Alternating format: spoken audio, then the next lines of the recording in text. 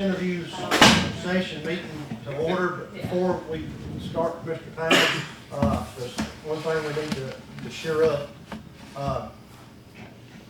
Being the circumstances of the board, Mr. Shoulders is not going to be able to be here today, being prior for his family. And Mr. Taylor, he's not going to be here today.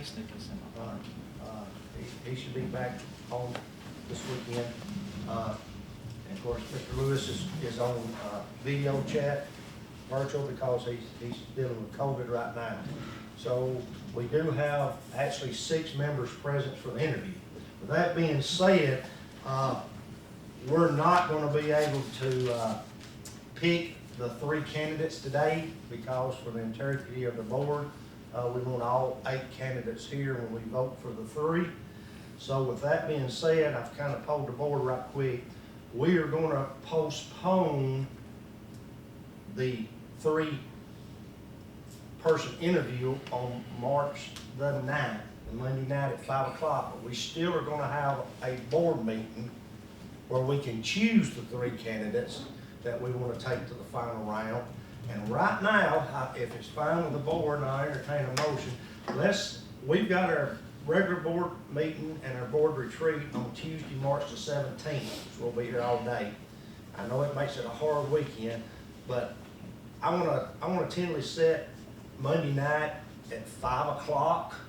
That's all right, y'all, 5 o'clock for the final round interviews for our 3 candidates. They all said they was fine on the 16th. And then that way, on the 17th, like we planned, we can name our new director of schools that night, if that's fine with the board. And I would entertain a motion for that. Make a motion. I'll second. Motion made by Dr. Mack, second by Jay Hessen. Any discussion on that? All in favor say aye. Aye. So we'll still have a board meeting on Monday, March 9th. And that will choose down to 3 candidates. And then on Monday night, a week later, March the 16th, we'll have our interview. And then March the 17th, at the regular scheduled board meeting, we'll pick our new director of schools. Okay? All right, good. With that being said, we're going to start on the interviews. And Mr. Towns, you're the lucky man, got number 1. So what we're going to do here, we're first going to we've got 10 questions. And there's maybe 2 questions in each question, some of the questions, so be clear of that. Give us the best answer you can give us, and Jay's volunteered, and we're going to let him, he's going to ask all the 10 questions, and then at last, the 6 board members that's here are going to come back around with their own question, maybe off of something you might have said, or just something out of the blue, or just they've got a personal question they want to ask you, okay? All right, Jay. All right, good morning, Mr. Towns. Thank you for coming. On behalf of the school board, I'll be reading the interview questions. So, question number 1, tell us a little about yourself and why you want to be our next director of schools. Well, I was born not too far from here, grew up a little community called Cato, in Trousdale County, but about a mile from Macon and Smith County. Went to school at Trousdale County Schools. Went to the University of Tennessee, got my bachelor's and master's degree in animal science. Worked for a few years for the University of Tennessee in research and education, worked for the extension office, worked at the research center in Crossville, Tennessee. And I wanted to get back closer to home, so I was fortunate enough to be able to get a job with the Agriculture Extension Service in Trousdale County. Worked there for a year, and got to work with school kids through the 4-H program.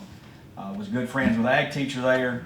One thing led to another. They had a position that opened up. Got into K-12 education, teaching ag there. Taught there for 3 years. Moved to Macon County. Moved jobs to Macon County. Worked there for 5. While I was there, had the opportunity to go back to school, get my administrative license, and I really enjoyed teaching ag in Macon County. I loved working with kids, FFA program. But after I'd been there 5 years, I had an opportunity to take an administrative job, or at least apply for one, and that was here in Smith County at Smith County High School. I've been here since then. I started out as an assistant principal there, worked in that role for 3 years, then was principal for 2. Miss Melinda Spivey left here for another job, so I've been here for the last 7 years as the Career Technical Education Director and High School Supervisor. Why am I interested in this role? To be honest with you, I never started in K-12 education with a desire to be director of school. I wanted to teach, and I wanted to be around kids, and it just seems like those roles have found me for one reason or another. I enjoyed administrative roles at the high school, and I've enjoyed my role here. They've all been different, and the impact that you make in students' lives are a little bit different depending on the role that you're in. But over the last 7 years, we have started a lot of good things here in Smith County. And we have, I believe, a wonderful school staff. We've got good school leaders that put our kids first. That's important to me. We've started some great things, I believe, in the career and technical education. I want to see those things follow through. We've started a lot of good things. Our performance in our schools are increasing and getting better. And I want to see those things, I want to see them through. So that's my why for putting in for this job. Thank you. So, question number 2, what is your leadership style and what strengths do you bring to this position to lead Smith County schools successfully? Well, as far as leadership goes, there's a lot of different ways to go about that. But I think the 2 things that have to go hand in hand, if you're going to be an effective leader, effective organizations, you have to have good relationship building skills, and you also have to be an effective communicator. I'm not bark at people on you got to do this, and this. But I think clear communication on what the expectations are from the top down. And you have to empower the people that you work with. Working in a position in a school as a principal, you have to have an effective staff around you. You have to have effective assistant principals, and you have to have effective teachers. You have to communicate that vision and goal that you have for your school. You have to communicate that to those folks and hire good people and let them do their jobs. And that's what I believe in, but it starts with relationships. Teachers can't be effective teachers if they can't have good relationships with their kids, and the same is true inside of school. Principals, assistant principals, coaches, everything that we do, it's built around relationships and effective communication.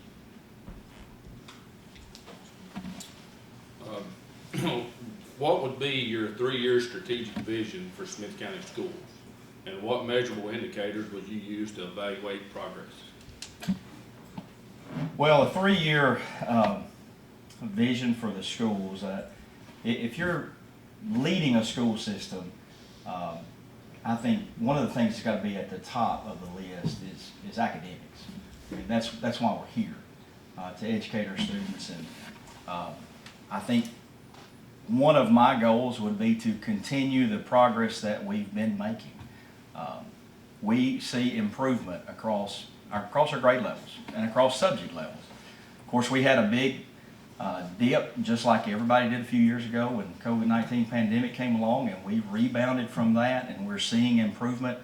Of course, we get annual metrics on our academic performance that we go through every year, both at the district level, school level, and at the classroom level. So continuing that vision. And then, of course, with this role, a big part of the job is fiscal management and responsibility. And there's been a lot of talk about our budget, funding, and those sort of things. And I think I think it's going to take 2 or 3 years to look at our departments and programs and our schools and make sure that we're managing as effectively and efficiently as we can. I don't think that's something that a new director is going to come on the job and July 1 and is going to fix or make a lot of changes between July 1 and December 1 or even June 30th. I think it's going to take a little bit of time to evaluate those things and see what improvements or tweaks need to be made. And then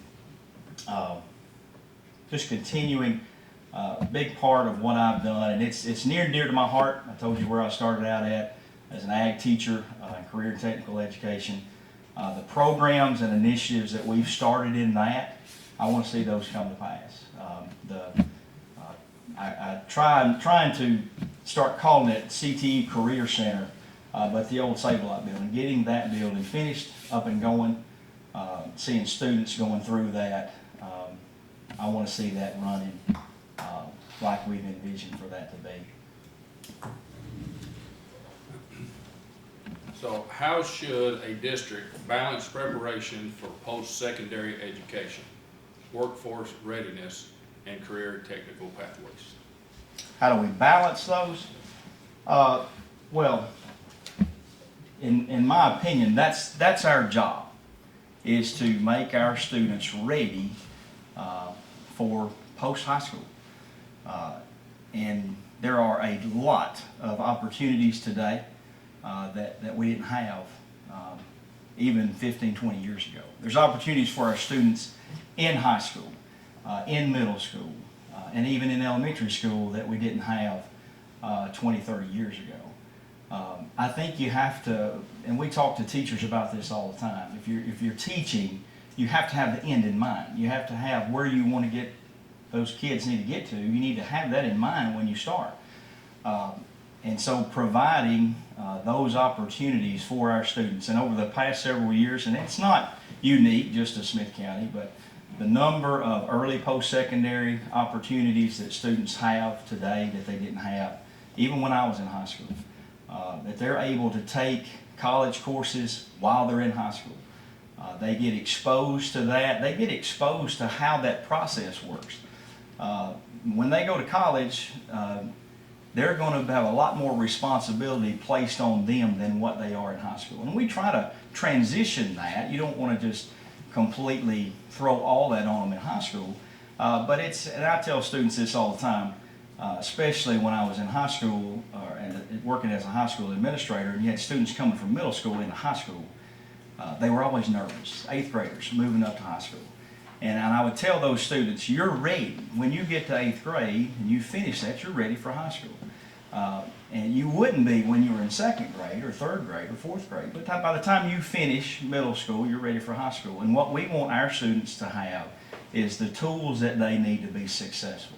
Whether they want to start into the workforce, whether they want to go to technical school, or whether they want to go to a 4-year university, we want them to be prepared for that. And I think the things that we've got in place now, we're getting our students there.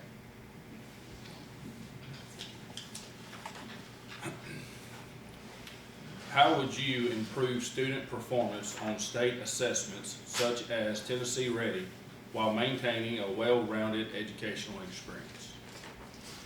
Well, I'm a believer in this. Test scores are important, right? That's one of the ways that we get graded. As a school district, as a school, as a teacher, but it doesn't paint the whole picture. That's the same thing we'll tell students when they're going to college, and colleges will tell them as well. It's required that you take the ACT to get into college. They have minimum scores, but they don't tell the whole picture of that individual. Test scores are important. And we have, and this is not something new, but something that we've started, and it starts from this office, creating the vision for our schools and working together. There's not a magic pill or solution that you can just say, oh, this will fix, or this will make our test scores, knock them out of the top. It's complex, it's difficult. The students that we have coming to us are faced with so many different things. They're coming from different backgrounds and different home lives and different challenges that a lot of times we don't even know. We may know they're having a difficult time or having a hard time. So it's important to make sure, what we want them to do is be able to possess and have those skills, academic skills, to where they can be successful. But that starts with the school leaders, working with teachers, and teachers working together. One of the things that we've been doing for the last several months, we have academic meetings monthly with our principals, and we do walkthroughs in schools, not to catch a teacher doing something or not doing something, but to help them. It's a collaborative effort. We don't work in silos. I have to work in the current role that I'm in with the other supervisors here. We don't just work on our things. We work together to try to tackle the problems and issues that we have in the district. And the same works in a school. Effective principals, they're in classrooms, they're seeing what's going on, and they're trying to help those teachers be as effective as they possibly can. How visible should a superintendent be within the schools, and how would you structure ongoing engagement with students and staff? I think that's important. I think it's important to not just, well, let me address the schools first. I don't want to be in this role and be unapproachable. I think superintendent ought to be visible in our buildings from time to time. Now, I don't think a director of schools ought to be feared when they walk in the door and everybody like, oh, the director's here today. But at the same time, I think it's important for the students and teachers and parents to know that the director is interested in the things that are going on in their buildings. We've got 9 schools here in Smith County. I don't know if the director is going to be in all those schools every day or even every week, but I think a certain amount of visibility and accessibility within those schools, and not just the schools, but in the community too. I think it's an important role. I think as a school system, things have changed over the last several years, and there's lots of education options for our families and our students today. That wasn't there, didn't exist 30, 40 years ago. And one of the things I think we need to do is promote our school district and promote the good things that are going on, that we offer, the things that we can provide, opportunities that we can provide for our students here in Smith County, and that we're a premier education option here. And we know that the state law requires that school-age children have to go to school, but they don't have to go to us anymore. They can choose private school, they can choose homeschool, they can do a lot of different things. And I think one of the things that we need to do, and all of us do, primarily, our brains just aren't wired that way in K-12 education. We're more about, teaching kids and trying to make as much progress as we can with those kids. We don't think about self-promotion, and I don't mean it in a negative light, but I think we do need to promote the good things that we're doing here in this district, and opportunities that our students here in Smith County can have through Smith County schools that they just can't get in other places. Sorry, I'm writing now. Thank you. Says, how are public schools funded in Tennessee, and do you believe the community should better understand school finances? Why or why not? Well, of course, you all know this. The school funding formula has changed in the last 3 years. It used to be based on BEP formula. Now it's the TISA formula. Schools are funded both state and locally.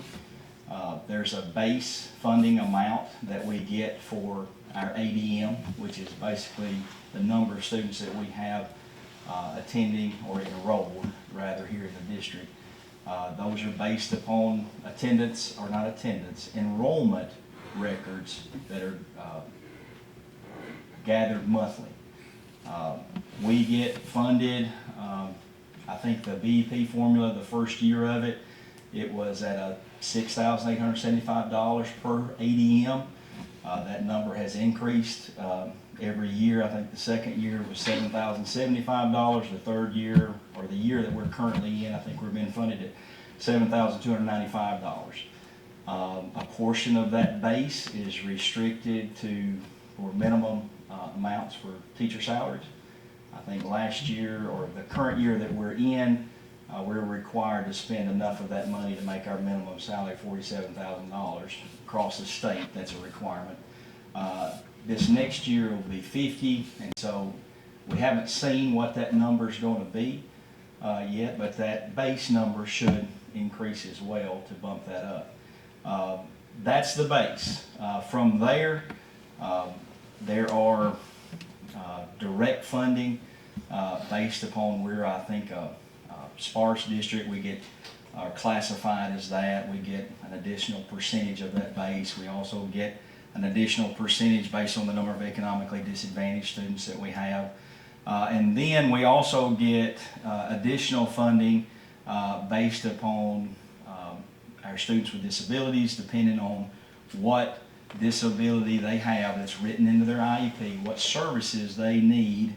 Those pay a percentage of that base as well.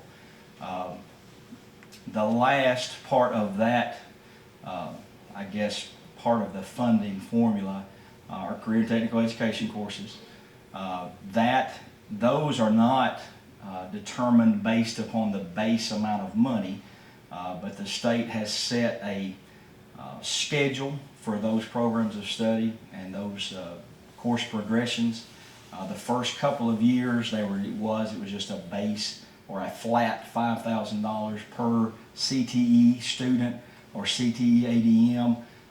This year we're being funded, I think, a year one, level one course is $5,100, and I think a level 3 year 4 course is funded at $5,700 per ADM. So that is added to that. And then the last, that is the basis for how schools are funded. Of that total, what that totals up to, the state is responsible for the majority of that portion, but local funds are responsible for a portion as well.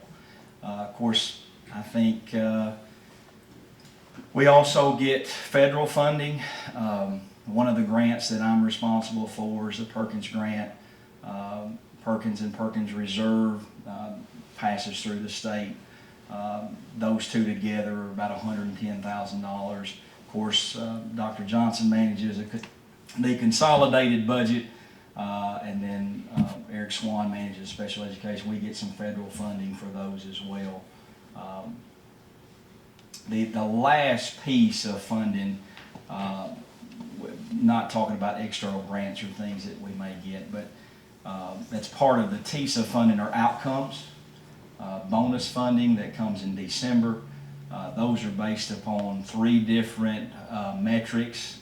With elementary students, it's the 3rd grade, the number of students that are proficient. They are in the met or exceeded category on the ELA test, or if they weren't proficient in 3rd grade, if they make significant growth in 4th grade, we get paid a percentage of the base on those students. And it's different depending on if they, I think it's 10% of the base, unless they are an economic disadvantaged or special education student, and then it's 20% of the base. Middle school, it's 8th grade. They have to be proficient in math and ELA, TCAP assessment, or have significant growth from the 7th grade test. High school is based on the college and career ready indicators. We get bonus funding on graduates that there's 4 or 5 different criteria. If they make a 21 on the ACT, and then it's something in addition to that. If they have received industry credentialing, and we do that in all our CTE courses. So also if they have 3 what they call early post-secondary opportunities, they've taken dual enrollment past that course. And again, it's weighted the same way. If it's a student that has disabilities or economically disadvantaged, we get 20% of the base for that outcomes. I think this past year we got somewhere around $280,000 just on our bonuses for those three outcomes. But that's the basis for how schools are funded here in Tennessee. Says, next question, what are the first three areas you would review when assessing a school's district's financial health? Well, first of all, I want to see what the expenditures are, see the plan that's been put in place for the school district. Most of our budget's made up of salary benefits, and we're a large employer. We have a lot of employees, 9 schools, and I think if you're looking at financial responsibility, I mean, there are things that we have to pay for, right? We've got, I say things we have to pay for. For instance, transportation department. State doesn't require us to provide buses, but my gosh, we've got to do that if we want kids to come to school. I was a kid that my parents both worked and they left early in the morning. That's the only way I could get to school. I rode the bus till I turned 16 and got my driver's license and was able to drive to school. And I think going through each department and just making sure that we're as efficient as we can possibly be. I think that efficiency goes, through our staffs at our schools, and I think there's things that you have to look at just to make sure that we're run efficiently. I'll tell you this, with the things that I've managed, and started out pretty small when I was teaching in an ag classroom, but I had a school fund that I was responsible for, that I had to make sure that I had enough funds when I was teaching ag that we could do what we needed to do as far as the greenhouse, taking kids here, there, and basically the way we had to make money was fundraise. To me, it was like it was my money. If I'm going to be working that hard, I just looked at it like it was mine. And so I wanted to be as efficient as I could possibly be to make sure that we're getting maximum amount out of every penny that we raise. And I think that's the same thing I have to go for, even it's a much larger scale, obviously, but I think we have to maximize and get the most out of every dollar that we're spending. And keeping in mind, why we're here. Why we're here. To do the best thing that we can for our kids and prepare them. But I think looking at efficiency and those things, I think that would be primarily what we have to look at.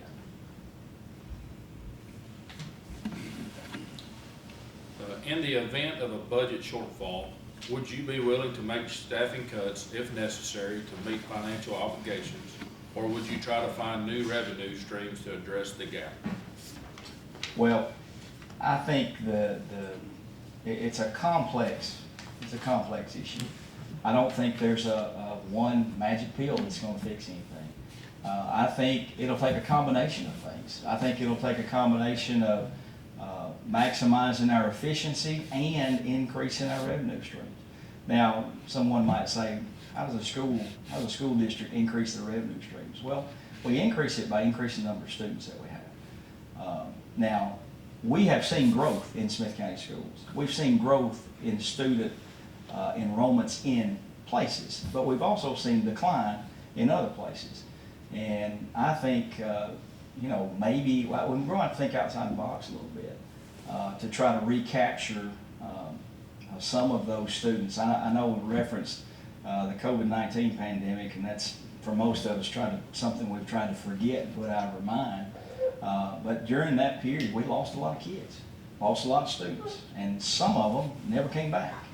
And I think maybe thinking outside the box and things that we can offer families and students of Smith counties to try to encourage to get some of those back. I don't think the population in Smith County has declined any. We still have a lot of kids that are here in Smith County, but I think that's part of it. I think doing the most that we can to maximize that TISA funding, to make sure we get every dollar that we can. And again, it's what I tell my people. We want to do what's best for the kid. right? I mentioned those TISA outcomes bonuses, we will get if a kid takes an industry credential test and they get past that test, that helps us, but we want to make sure it's helping the kid. We don't want to just do things just to make kids do it to help our bottom line. We want to do what's right for our students and our kids, and I think if we keep that in the forefront of things, I think we'll move in the direction we want to move. But it's going to take, I believe, a multifaceted approach. I don't think there's a one thing that just fixes everything here. That would be my beliefs in that. The 10th question that we have is, where do you see the greatest opportunities for improvement in our school district? Greatest opportunities for improvement. Well, I think we have a lot of good things that are going on, and I say that because I'm in classrooms. I see the good things that are going on. I think we have the opportunity. I'll just be honest. Our test scores aren't where we want them to be. They've improved. They've gotten better. There are a lot of districts in the Upper Cumberland region that would like to have the test scores that we have. But I think there's room for improvement with all of those. I think there's, at the high school level, I've seen it here at the middle school. I've seen it at our K-8 schools. We have good people that are working so hard. I mean, they are really working hard to improve the outcomes for kids. And I think continuing to provide the things that they need to be able to do that, I think, one of the big things that we need to do that sometimes it may not be the first thing we think of, but it's educating our community, educating our parents about the opportunities that are out there, the things that we have to offer for those kids. We've seen improvement if you look at our average ACT score, it's got up to about 20. We were on target. The state goal a few years ago was to get the average in Tennessee to be a 21 by 2021. And then COVID happened, and everybody went backwards. And we were on pace to get there. Of course, that didn't just affect kids in high school. It affected kids all the way down to kindergarten. And we're 5 or 6 years post-COVID, and we're getting, I believe, where we want to get to, or we're improving. But what we have seen, we've seen an increase in the percentage of kids that are hitting that benchmark. That's increased year over year. We want that to continue. I think it's important that we make sure that our kids that want to go to college, they want to be a doctor, they want to be an attorney, they want to be a pharmacist, they want to be a physical therapist, that they have the things, they have the right preparation here so that they can leave here and be successful. And just as important, we can't forget about the kids that they want to work with their hands, they want to go to work as soon as they get out of high school. We have opportunities for kids to work while they're in school. And we help put students and employers together. That's one of our charges too, is to try to do that and just set kids up to be successful. That's what we want. That we've got the greatest resource that there is, and that's our kids. And we want our kids to be successful. Identify what they think they'll be good at, what they believe they want to do, provide them with the things so that they can be successful on that path. But that's what I'd say. We've still got room to go. We're not where we want to be in all of that, but we're improving and we're getting there. But that's what I would respond to that question. All right, that's our 10 set questions we have to ask. Now the board members might have a question that they want to ask. And Scotty Lewis, I'm gonna start with you, but I do know you're long-winded. So I'll be brief, Mr. Chairman. Can you hear me okay? yes, sir. Mr. Towns, one of the questions kind of referenced, and for lack of a better phrase, community relations. while you're not in an elected position, we do have to interact a lot with other, county agencies and things like that, and that's important to me. Can you kind of give me your thoughts on how you would move forward with a higher profile in this role, building some bridges and things with other agencies in the county? Sure. I think it's, if you're the director of schools in Smith County, I think you have to have a good relationship with the Smith County Finance Office. I think you've got to have a good relationship with the county commission. I think a lot of the times, the reason that we have, of course, what the Board of Education and the Director of Schools' responsibilities are, they differ, from what the primary charge of the county commission is. However, they're both interrelated, and they both need to understand the challenges and things that both of them face. And I think being visible at some of those, being visible in the community, there are things that go on here, and I remember back when I was working as principal at Smith County High School.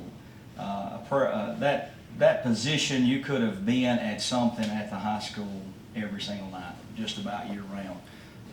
And one of the things that I try, and it's, most people think about the athletic events that we have, ball games, things of that everybody likes to come out to. And I enjoy those. And those are important. They're an important part of the school system. But there's other things that are important too. Whether it's, the band has a concert one night. I couldn't make it to every single thing in that school. But I tried to spread out and come to as many things as I can, just to be visible, just so they knew that I knew what they were doing and that it was important to me. And I think the role that's here, the Director of Schools role, I think it's important to be visible in the community, just so, not to say look at me, but just to be part of the community, see what's going on in the community. And I think if we better understand each other, then we can have better relationships moving forward. So that's how I would answer that question, Mr. Lewis. We'll just start here, Mr. Enix, and we'll just go down the table of your personal questions, right?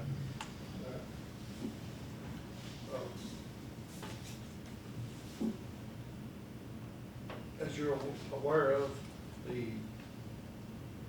our general fund has failed, I think 2.8. Last year maybe, it may fall another 3 to 4 this year, maybe closer to 4 projected.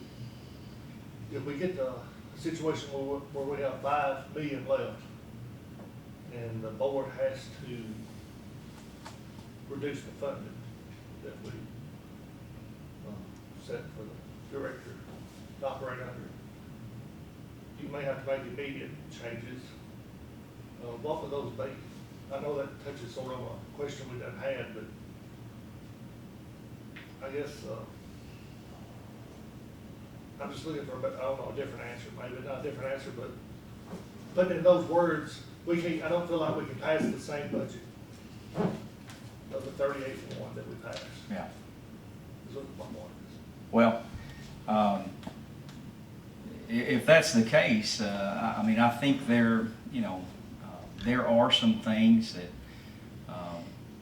I don't know. Their staff changes every year, right? If you work in the school system, there are people that are retiring every year. There are people that are leaving every year, and then we're hiring people every year. I would be lying to you if I said,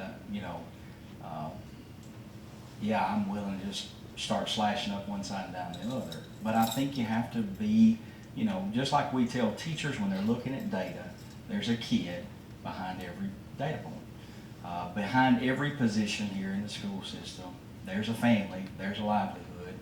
But at the same time, you have to balance that with efficiency in our schools and in our district. And if that's the case, then The first thing I'm going to do is not lock myself in a room by myself, but I think it's something we'll have to do together. And I say that the principals, department heads, and the director of schools to see how we can be as efficient as we possibly can. Again, I don't think it's a one thing. I mean, it would be, we'd all love it, right? I mean, we'd all love it if there was just one thing that we could do and make everything like we want it to be. I think it's going to take a multifaceted approach, and I think it's going to take a little time.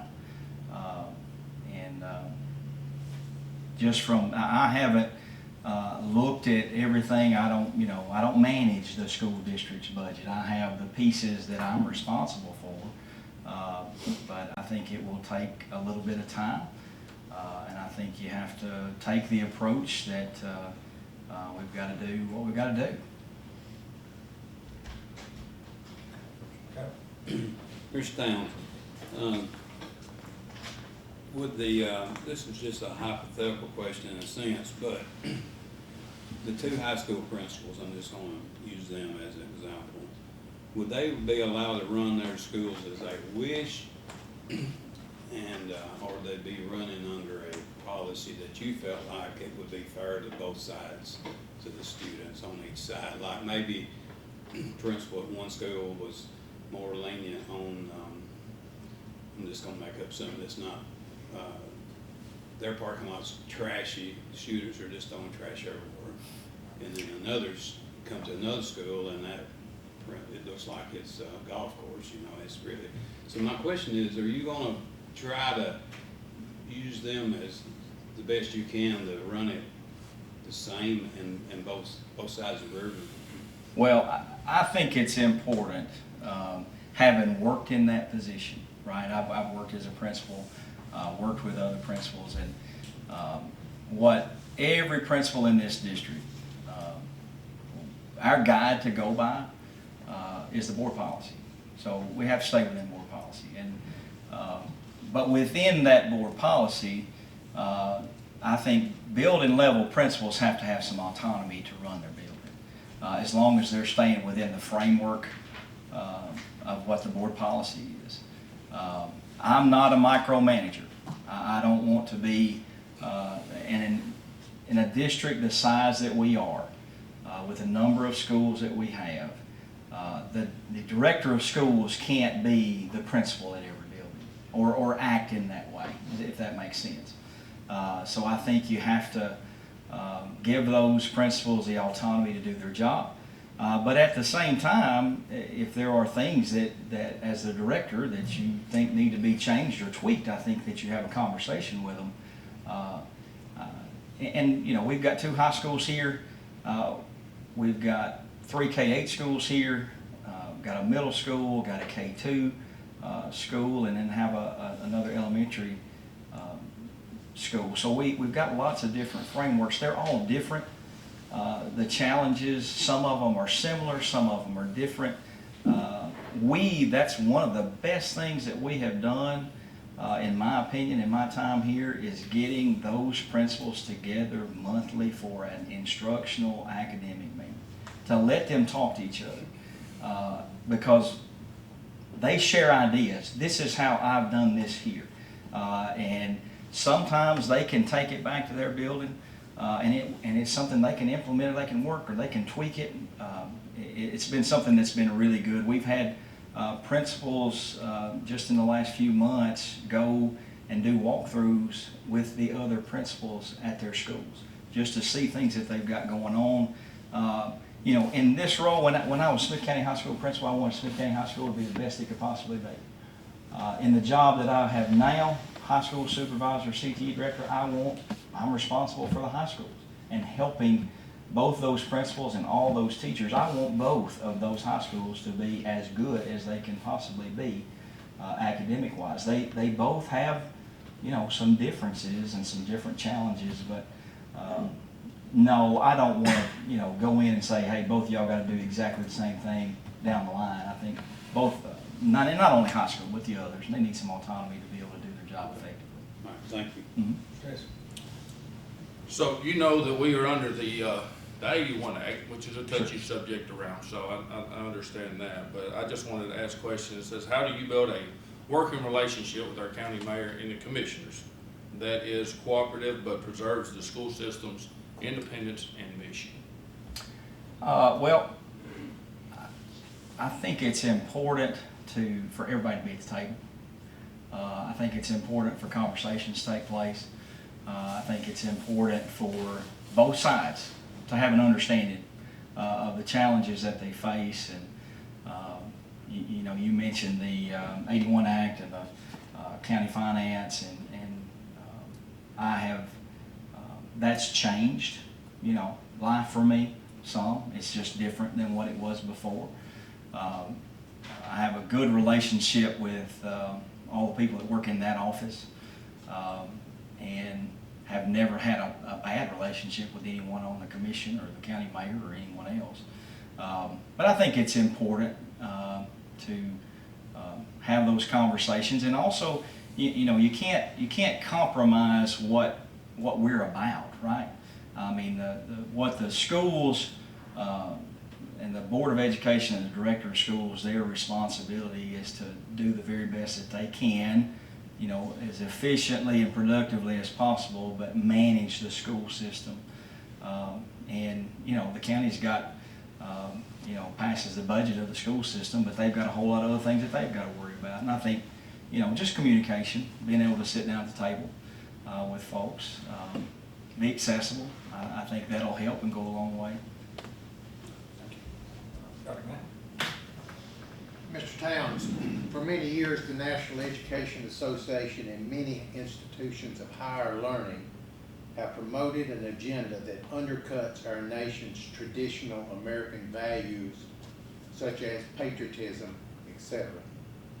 What actions will you take to protect the traditional and conservative values that are held by our community and its families? Well, I think, you know, just being vigilant on things that, you know, this is a conservative community for the most part. I have conservative values. There are things that are important to me. And I think, you know, we can't just, and staying, and I want to be careful about this too, you know, we're a public education. There are things that, you know, we have to comply with the law. We have to, you know, and I don't always agree with what the law is, just to be perfectly honest with you. And I don't know that anybody does on everything. But there are parameters that we have to work in. But I think, you know, we have a lot of programs and initiatives that are going on in the classroom that promote those things.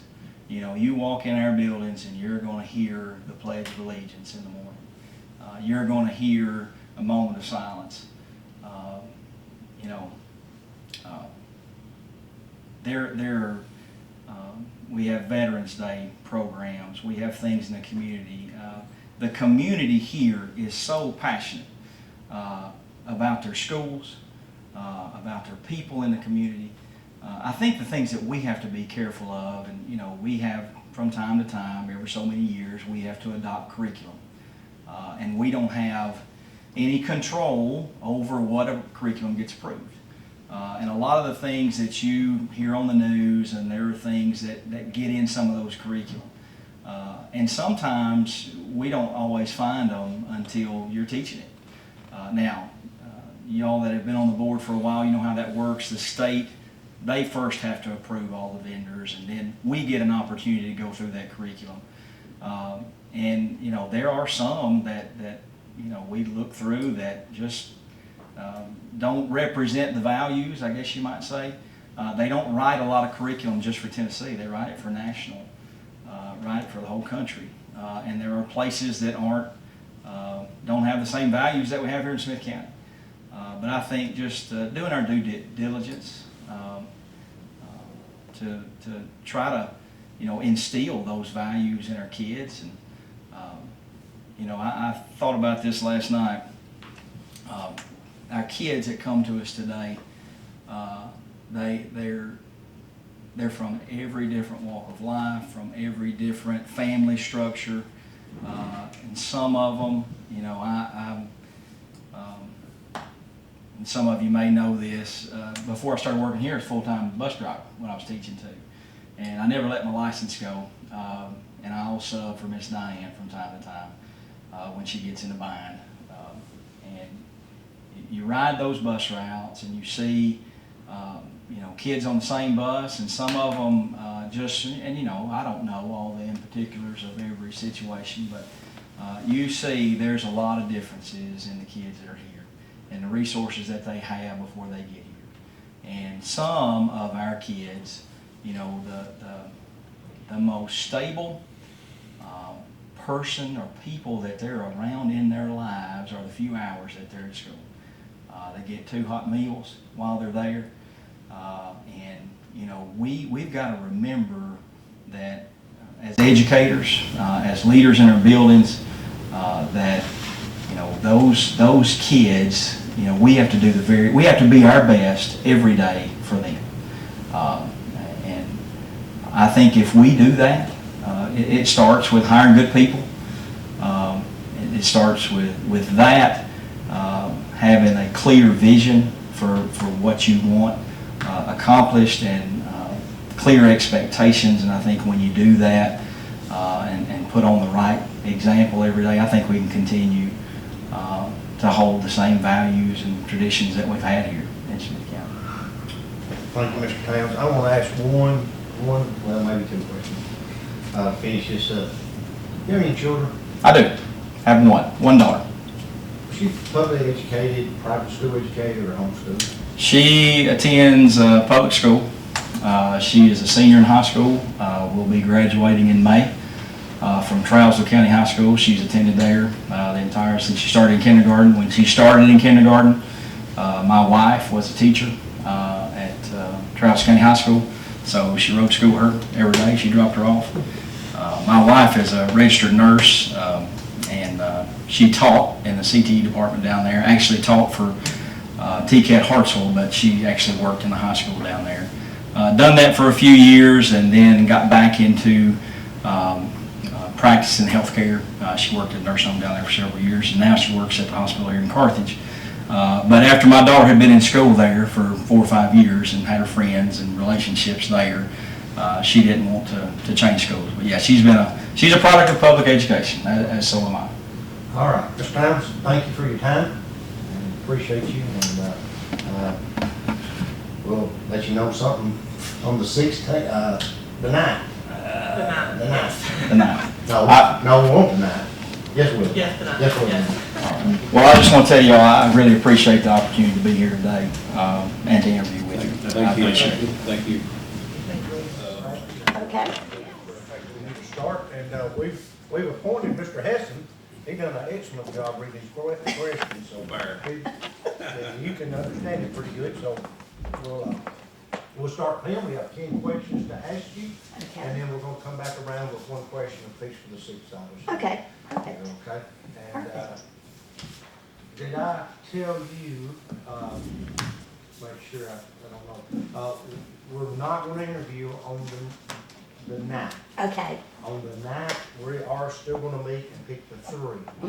The 16th, Monday afternoon, on the 16th, about 5 o'clock, if you're one, we'll get in touch with you. That'll be the last round of interviews, and then we're gonna pick the director of schools on the 17th. all right, perfect. Okay? That's perfect. Okay. Thank you. All right. Okay. All right, on behalf of the board, we want to welcome you and thank you for coming. So, the first question that we have is, tell us a little about yourself and why you want to be our next director of schools. Absolutely. Well, thank you, and it's an honor to be here. I am a 38-year veteran educator. I started my career in North Carolina, and we moved to Georgia. I worked in a rural school system there for 7 years, and then we moved to a little more suburban area, Conyers, Georgia, where I spent another 7 years teaching and became an assistant principal at a high school. I went from being a second grade teacher to a high school assistant principal in about 24 hours. So there's a little bit of a shock there the first time the bell rang and all the children walked around and they weren't in a line. That was a little bit of a shock.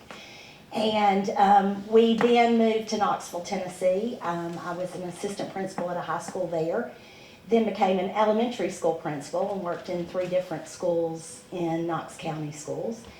And then moved into central office where I supervise our preschool programming. So I get to spend my days with 100 preschool teachers and about 2,000 preschool children. So that's the highlight of my day.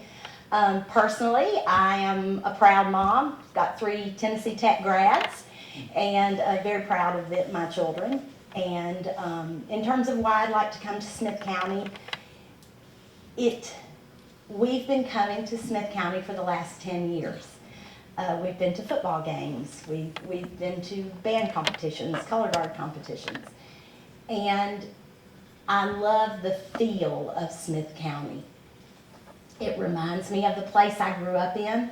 It reminds me of one of the first school districts that I taught in Georgia. It's just a small rural community that values its people and values its history. And that's what attracts me to this area. The other part of that is you have a wonderful little school system. It is a small, vibrant school system that's making great gains. You're doing great things for kids. And I would love to be a part of making even greater gains happen for those kids.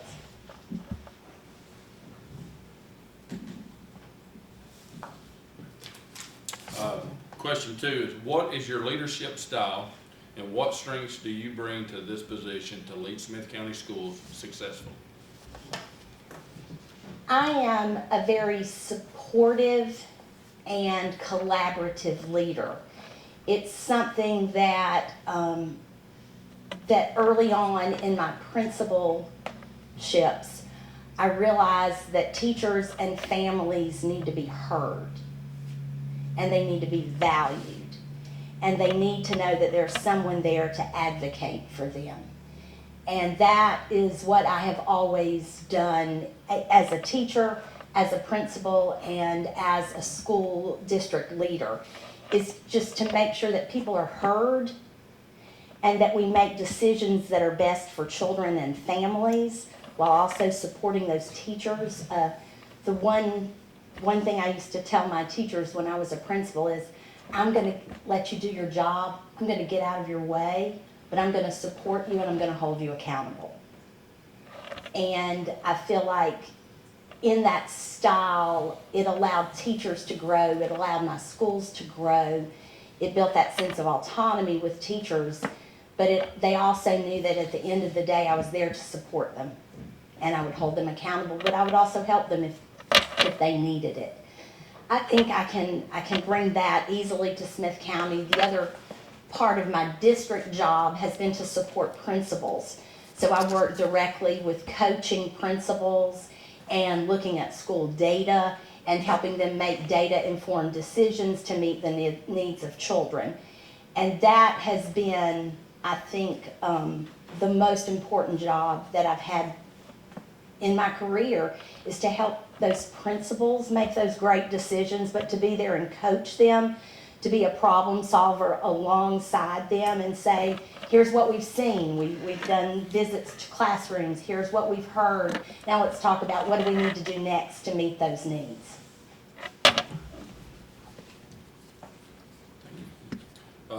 What would be your 3-year strategic vision for Smith County schools? And what measurable indicators would you use to evaluate progress? I'm just gonna write that, I'm gonna write that down just so I remember. I meant to say that at the beginning. If Well, you need anything, I will. So I think in 3 years, one of the things that we would want to make sure that we have really spent some dedicated time on is increasing those ACT scores.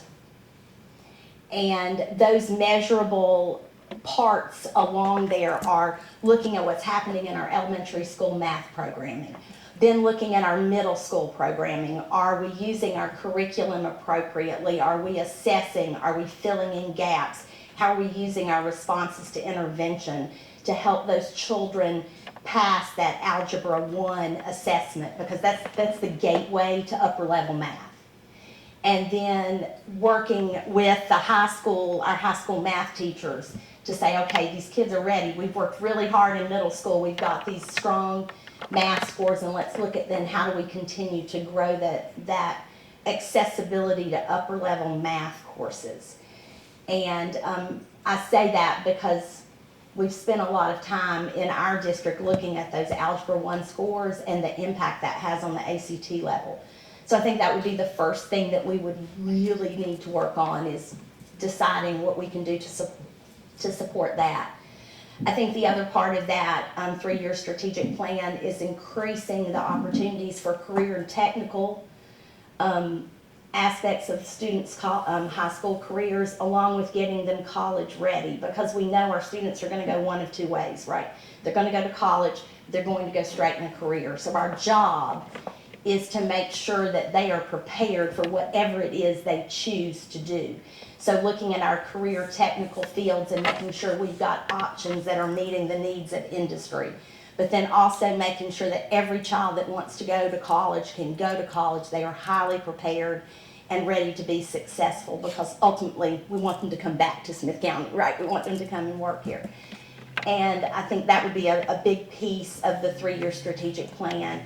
I think the additional piece of that is looking at how are we strengthening our foundational skills in terms of math and literacy, looking at 3rd grade TCAP scores and looking to increase those proficiency rates. Your proficiency rates are pretty good, actually. They're higher than the state, but they can always be higher. And thinking about those pieces of the curriculum in our pre-K through 3rd grade classrooms, and are they preparing kids foundationally for what we need them to do once they hit upper elementary, middle, and high.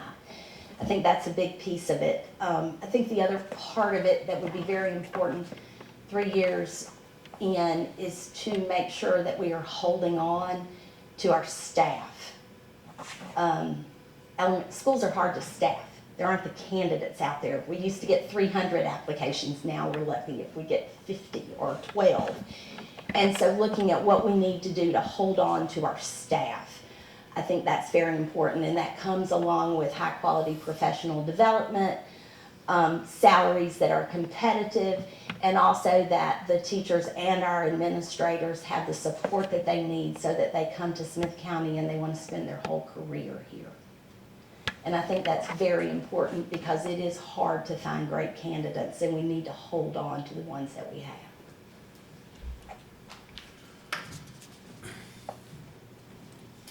So how should a district balance preparation for post-secondary education, workforce readiness, and career technical pathways? Can you repeat that one more time? Yes, ma'am. How should a district balance preparation for post-secondary education, workforce readiness, and career technical pathways?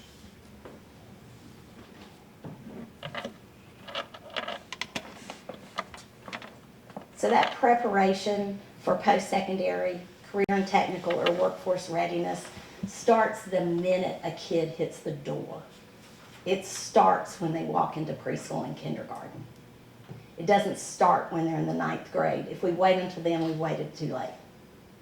So I think we go back to, are we preparing kids in the preschool through 5th grade arena with high quality math instruction, high quality literacy? Are we making sure that our children have the skills that they need so that they can participate in upper level mathematics, that they can take advanced placement courses?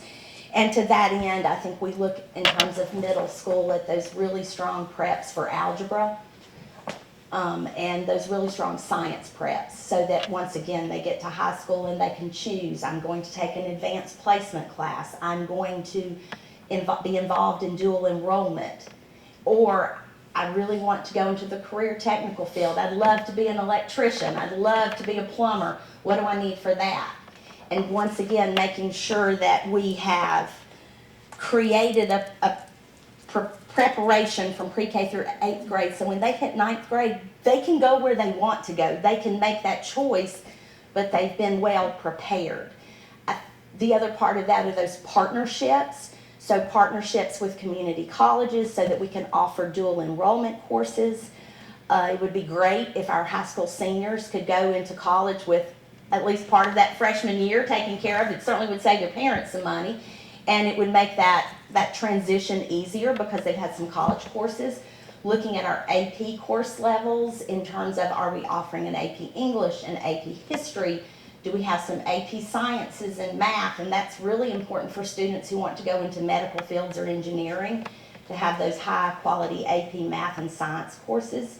The other part of that career technical piece is looking at industry certifications and where we can support students to get those industry certifications so that they can walk out of high school ready for apprenticeships. One of the things we've been exploring in my district is a path to get students their CDA, which is their equivalent of a Child Development Associate credential, so that they can walk into our elementary schools as teachers' assistants, and they've been highly trained.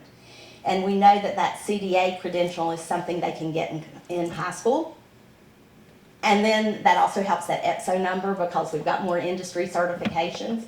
But I think looking at those opportunities where we can partner with industry, partner with our local businesses to get students involved early, and then turn around and work with them to get those industry credentials before they ever graduate. That would be so powerful for a student to graduate from high school and they have a high school diploma and they've got an industry credential and they graduate on May 30th and on June the 1st they're an apprentice somewhere.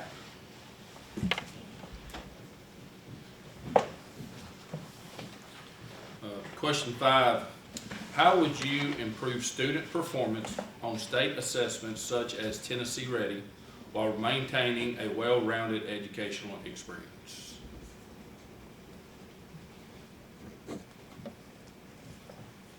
So balance is very important, and access to arts and music and extracurricular activities are so important to help the child be well-rounded. They also support a child's engagement and involvement in school.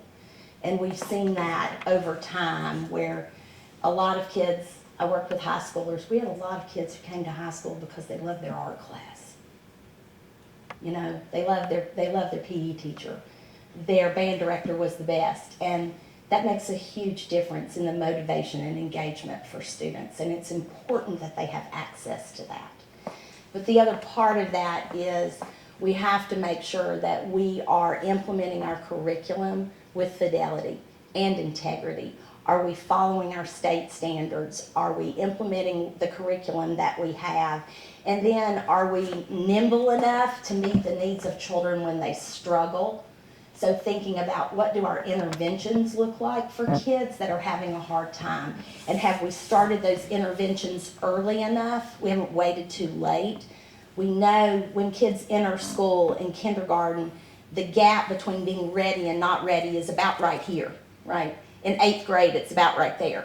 So thinking about how do we close those gaps that children may have very quickly in kindergarten and 1st and 2nd grade. If we want to strengthen those TCAP scores, if we want kids to be proficient or above, it starts not in 3rd grade, but once again when they walk in pre-K and kindergarten.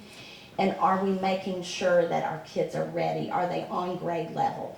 And that requires all of us to be very engaged in the instruction that's happening at every grade level. And one of the things that we use this instructional practice guide where we go in and look at instructional practices in classrooms, and we take lots of people with us, which is sometimes a little intimidating when 6 people walk in a teacher's classroom. But it's been a great way for us to take a temperature of where we are instructionally and then think about what we need to tweak or what kind of professional development we need. And I think those kinds of practices help us balance that instructional expectation with where our kids are, but it also helps us plan appropriately. And then we're not taking kids out of their art class in the 6th grade. We're not pulling them out of their PE class in the 7th grade for intervention because we got them where they needed to be before they got to middle school.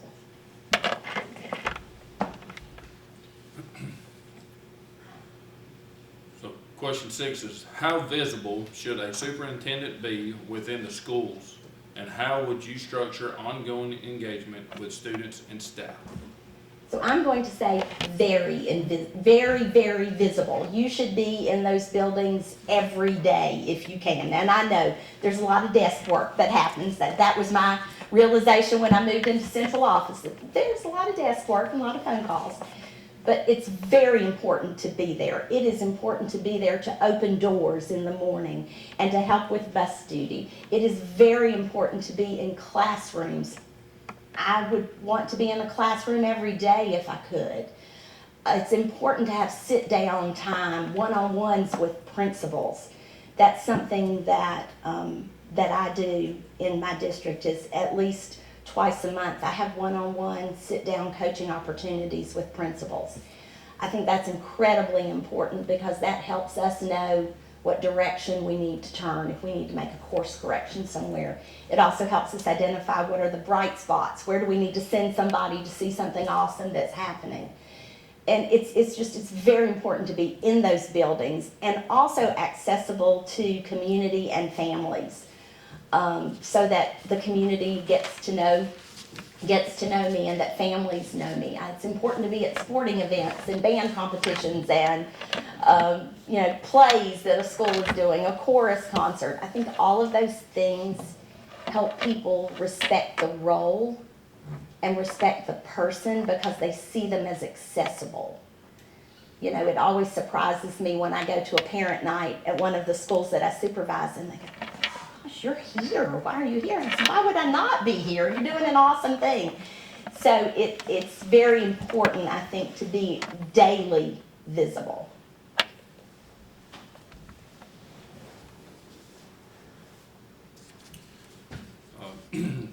It says, how are public schools funded in Tennessee, and do you believe the community should better understand school finance? Why or why not? Well, absolutely the community should understand. I don't think most people understand how we are funded. I think they will be very, very surprised if they saw the TISA rate per student. Because I think many outside people who don't daily engage think that school just happens. And they don't understand the funding or the lack thereof of funding. And it's very important that we advocate for better funding, fully funded schools and programming.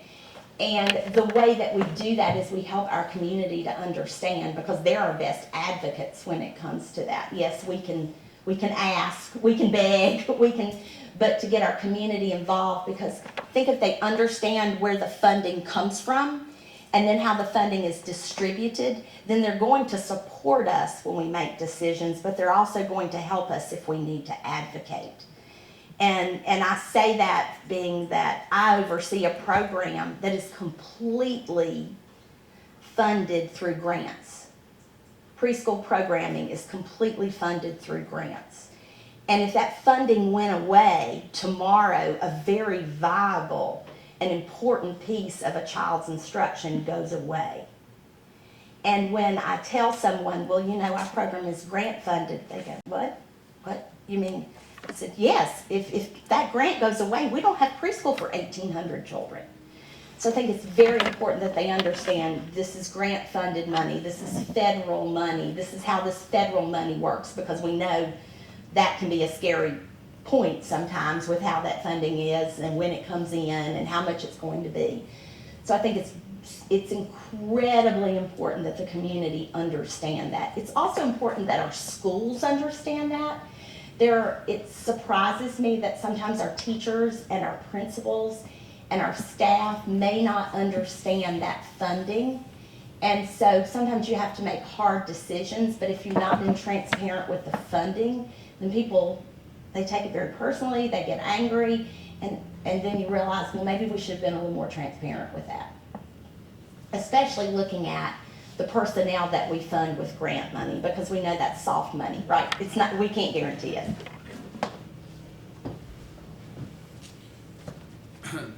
What are the first 3 areas you would review when assessing a school district's financial health? So I'd look first at grant funding, once again, and how we're spending that grant funding. Are we spending it in a way that directly supports students? I think another area is looking at how are we spending this money in the daily management of the schools. So a lot of that is about the condition of the schools, the condition of the, all of the needs in terms of maintenance of schools. I think we need to look at that. The other part of that is we need to look at personnel in terms of how are we funding? Are we funding people who are doing the same job when one person could do that job? Or have we overextended someone and then the job's not getting done? So I think it would be very important to look at the grants, the needs of the schools in terms of maintenance and daily support. And then once again, looking, at that individual funding and looking closely at the budget in terms of have we invested it in the right things?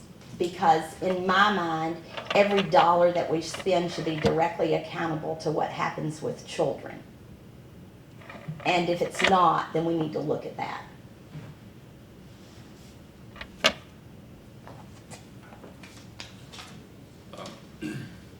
So in the event of a budget shortfall, would you be willing to make staffing cuts if necessary to meet financial obligations? Or would you try to find new revenue streams to address the gap? So I think sometimes you have to do both. and I will say I'm living that now. I'm living that now. I think you pursue those additional revenue streams, especially to support programming that makes a difference for children. But at the end of the day, if cuts have to be made, you have to do it. I've had to do that. I was the principal of a Title I school that had a tremendous budget, and of Title I that came to our Title I funding streams come directly to our schools. And there was a redo of the way the funding was assessed several years ago, looking at that free and reduced lunch. And my school lost about $150,000 in funding. And that's a lot of money. And because we had hired people with those dollars, I had to let 3 people go. Those are the hardest conversations I've ever had. But we had to do it. The money wasn't there. The district didn't have the money. And so unfortunately, sometimes we have to make really hard decisions based on that money and realize that it is not personal. That is, it is unfortunately the nature of public schooling, because we don't create money. We create great kids, but we don't create our own money. And so you're held by the purse strings. And I think it's just something that when that happens, you have to make those hard decisions, but you look at impact and try to make the least impact on what happens in a school.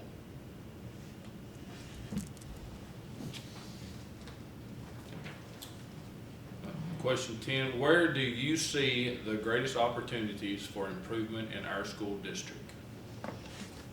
So first of all, congratulations on being an advancing district. That's pretty awesome. I've looked at your test scores, and your test scores look pretty strong. Your graduation rate is fabulous. 96% is wonderful.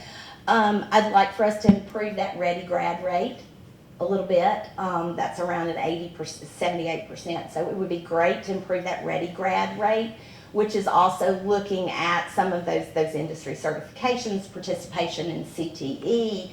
Are we making sure that kids have that opportunity for dual enrollment? I think that's a huge piece that, one, we make sure our kids are prepared, but two, it also makes the school system look stronger. And once again, strong school system, strong industries, families want to move here, and you create this great cycle that then is bringing more money into the county ultimately. I think another place that we can look is around the literacy and numeracy specifically. The growth scores in some of our schools aren't quite as high. Part of that is that they've got really high achievement, so you've got to keep pushing kids to do a little better. But I think definitely looking at that literacy and math instruction, specifically in our lower grades, and once again, those algebra scores. I think digging into that middle school math prep for algebra is going to be key. All right, thank you for that. Now we're gonna do a kind of round table, everybody's gonna ask you a question. And I'm gonna start with Mr. Lewis, he's behind you, he has told me. Hey, Mr. Lewis. Mr. Lewis, you can start and ask your question. Okay, thank you, sir. And ma'am, thank you for being with us today. I really enjoyed listening to you. I want to ask you, and I come from a family that has cumulatively about 130 years service in our school system. So I love your openness and that you find importance in being visible in the schools and things like that. But beyond that, as you know, what I'm probably headed to, we do have to interact with county government and things like that as well. So what importance would you place on like being visible with county commission meetings and things like that? Because we've got to have that relationship with them, obviously. So could you expand on your feelings on things like that? Absolutely, and yes, we do, because they fund us, so we definitely need to interact well with the county commission. I think it's very important to know your county government officials. I work very closely in our district with a couple of our county commissioners, and also with the folks that oversee some of our business and industry, in terms of sharing with them the bright spots in our schools, sharing with them the needs. And so I think it's very important to interact with those people. I mean, my thought is the first week I would be on the job, I would make sure that I've met every one of those people.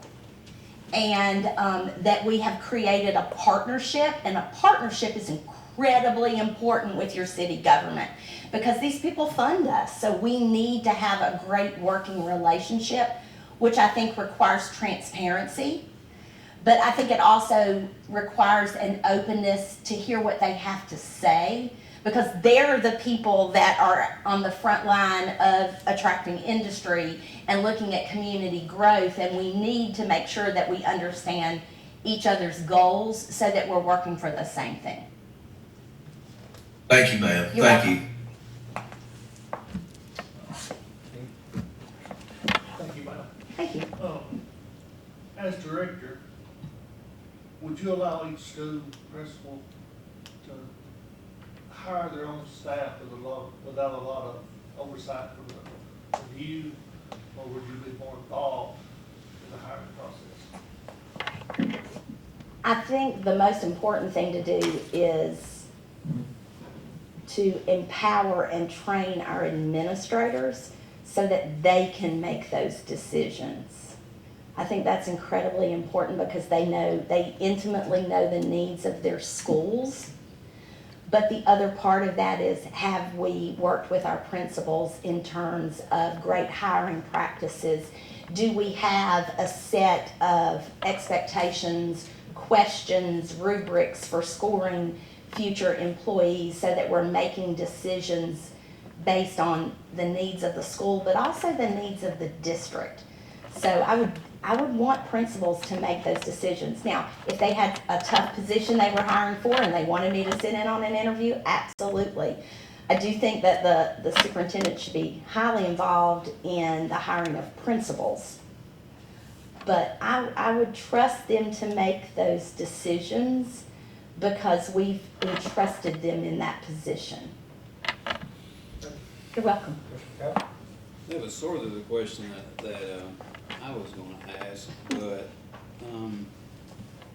as the school superintendent, director of schools, the opportunities I seen, I feel like, I know that we lean toward the, postgraduates going to college, and that's very important. We need engineers, doctors, those people. That the blue collar aspect of this is, how do you feel that your role as would help kids that are following that career path?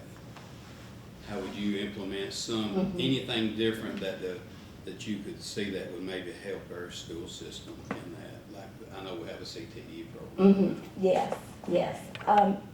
I will say, when I was an assistant principal at the high school level, it was very eye-opening for me that we were preparing part of our children, some of our children, for the world they were going into. There was a number of children we were not adequately preparing them. And that's sad. You're graduating from high school, you've got a lovely diploma, and it really won't help you a whole lot. And we need to make sure that kids that aren't interested in college, not considering college, are well prepared. And that's one of the things that I've seen very strongly support CTE in the district that I work in. We have actually partnered with our business owners, and we're calling them our industry champions. And I love this idea of partnering with the folks that are doing the work, the water and sewer company, the manager of the Walmart, the large industry, the zinc mine, all of those things, that we have partnered with those folks so that we know what they expect in a graduate. And that's incredibly important, because we can teach them to read, we can help them do their math, but we need to know, what is it that you are looking for? And is it that we need to make sure that they've had a strong math background, that they've had a strong reading background? I had an aha moment years ago. I was working with ninth grade, and we had given a reading assessment to our ninth grade. And most of the students in ninth grade didn't read on grade level. So we were working on that, and they said, well, let's filter these kids toward career tech. They're not going to go to college. I said, not a problem. So my boys are car nuts. They love cars. I went home and grabbed a Chilton's auto manual, ran it through our database. The readability level of a Chilton's manual is a 1400. The readability of an AP English class is about 1200. So we were expecting students to go into highly technical fields, but we were under-preparing them in terms of what they needed for literacy and math. And I think it's really important that we focus on making sure that our kids are ready. And that's one of the things that we can do. The other part is partnering with those industries and looking at those industry certifications. I think that, to me, is one of the most important pieces in that CTE world, is looking at, okay, you are going into automotive and light engine repair. What's the CTE certification that you need? Do you need that there's an automotive certification that we can get you? And how have we prepared you, and how have we supported you? Did we partner with someone to give you some co-op experience? I think that's very important, those early experiences as 8th and 9th graders, to see what's out there, because they don't know. And then helping those students as they go forward, looking at, there's an 8th grade interest inventory that we give to students to help them think about what careers they might be interested in. And then school counselors, who are the key to this. School counselors are the key. And helping students decide which path they want to go, and then making sure that we've got all the pieces in place that make it easy. Thank you. You're welcome. So I'm just gonna stay with the same question that I have. It's not really a follow-up, but we adopted the 81 Act. I just wanna know, how do you build a working relationship with the mayor and the county commissions that cooperate but preserves the school system's independence and mission? So once again, that's transparency. I think it is that there's an open line of communication in terms of spending time together to understand each other's expectations. At the end of the day, we are the decision makers for the school system. And that's important for the mayor to understand, county commission to understand. But the other part of that is, we also need to show them the fruits of their labor. Once again, okay, you give us this amount of money. This is how we're spending it, and we're spending it wisely, and we have these results. And I think when you've started that relationship, that then helps them, because then if you have to go, we really need a little more money, then we can say, but look what we've done with what you've given us, and this is how we can continue because we have these results. But the very important piece is to have that good working relationship. In my role, I actually work very closely with the mayor's office. There's a couple of folks that we work very closely to look at child care initiatives in our district. And so I've worked very closely with them, and I think it's that they see me as a working partner. And then in the end, we have the same goal, which is we want a better community for our children and our families. I mean, that's the ultimate goal. And so I just think it's very important to be transparent, but also to be willing to listen to one another. I've seen what happens when there's an adversarial relationship with a mayor and a school superintendent, and it doesn't work. And at the end, it's the detriment of the school system. So I think it's just very important to be open and willing to listen, but at the end of the day, you're the fierce protector of the school system. Thank you. You're welcome. Dr. Matt? Ms. Lackey, for many years, the National Education Association and many institutions of higher learning have promoted an agenda that undercuts our nation's traditional American values, such as patriotism and others. What actions will you take to protect the traditional and conservative values that are held by our community and its families? It's very important to listen to families. It's very important to make sure that we are following the curriculum. We see problems when people delve away from expectations in the curriculum and in our standards. But at the end of the day, we're responsible for what our children learn, not an outside organization. They don't dictate to us what to do. We need to do the best for our children and families. And in that right, I'm not afraid to stand up if I need to and say, we're not going to do that. And I've had to do that. We're going to follow the Tennessee Code Annotated. That's the law. It tells us what to do, and that's our governing body, and that's our support in those situations when things have gone a little awry. And it's very important that we consider the needs of our community, because we know what our families expect and we know what our families need. And in the end, like I said, we follow the law, and we're not afraid to say, we're not going to do that here. You're welcome. I'm actually going to have two questions. Okay. Because, my question is, you said you had 3 children. Mm-hmm. Tennessee Tech graduates. Yes. Tech graduates. So, homeschool, private school, public school education. All public school educated. Now, question, and I promise Mr. Joe Carter, I told y'all the reason he wasn't here. He had this specific question for you, and he asked me to ask you. So I'm going to ask you, and don't be real long-winded. Okay, I'll be quick. I don't know where this is fixing to lead, but I'm going to ask you. Okay, bring it on. I'm ready. You must know something I don't know. You have a doctorate degree. Yes. What you write about and why? So I looked at, and yes, I will not read the whole dissertation to you. I looked at principal behaviors in rural schools and how teachers view their principal in terms of the impact on school culture. And it was very interesting because I did the work in rural schools in East Tennessee, and I surveyed about 150 teachers, and 145 of them identified their principal as supportive. And that says something right there.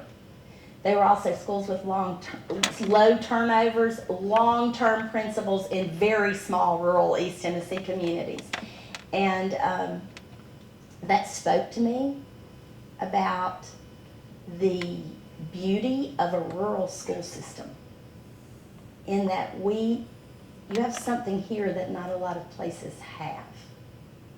You know, you've got people who are dedicated. You've got families who have been in education for years, and their grandmothers and their grandfathers and their great grandmothers. And so it's just, it spoke to me about the importance of what happens in a rural school system, and the importance of preserving that culture and that climate of those schools. Thank you very much. You're welcome. I guess we're done, and thank you. Okay, thank you. Appreciate it. Oh, yeah, I did tell her. Yes, Yeah, I did. yes. Will be, if you're chosen, be March the 16th. Wonderful. Well, it was an honor to speak to you and to meet all of you, and thank you so much. I appreciate it. Thank you. Thank you. Appreciate it. Speed up time, so far, we legally hadn't gotten in trouble, so no longer have we gotten in. I think I already told you, Mr. Ash, the board's decided that we would have our meeting on March the 9th, Monday night, to choose 3 candidates. Yes, sir. We're gonna do the, interviewing process on Monday, March the 16th. It'd be like at 5 o'clock for our final 3. And then on March the 17th, we're gonna hire the director to treat the school board meeting the next day. So that keeps us all in line, kind of shifts y'all just a little bit, but keeps us in line where we want to be, try to get a director in here. And, we've had Mr. Hessen, he's done an excellent job reading our 10 questions, and we're gonna stay with him. And, he'll go through the questions, and when we get done at the end, we're gonna round the 6 out, so we'll have a follow-up question for you, okay? Okay. All right, on behalf of the board, we would like to welcome you and thank you for coming. If you need me to repeat anything, I didn't have to say this at the beginning, but if you need me to repeat anything, I will. Okay. So, question 1 is, tell us a little about yourself and why you want to be our next director of schools. Well, I grew up here. I graduated Smith County High School, and I've had a long educational career. I have been successful everywhere I've been. I've opened 2 schools, a rural middle school and a academic magnet school, and both schools were very successful. But Smith County was very special to me growing up. It has given me a great foundation for my life. And now I'm toward the end of my career, and I'd like to give back. I feel like I have a lot to offer the students of Smith County. I still have numerous great nieces and great nephews that go to school here, along with people that I graduated with and went to school with. Their children are here. I have ties to every school in the county in some form or fashion. I attended Pleasant Shade, which is of course no longer here, but in Forks River, and then I went to Smith County. My father graduated Gornsville High School. I was principal at several schools in Smith County. So I feel like I have a lot to offer, and I want to give back to the people. We are moving here. They are digging my footers next week for my house. So once again, no matter what happens with this job, I will be your neighbor in the near future.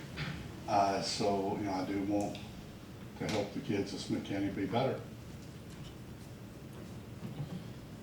Question 2 is, what is your leadership style and what strengths do you bring to this position to lead Smith County schools successfully? I do think my varied background is my greatest strength. I have taught I taught Smith County 1 year, but Brentwood and Laverne, which are polar opposites of schools, have been an administrator at Laverne High School. I opened Christian Middle, which at that time was a rural school.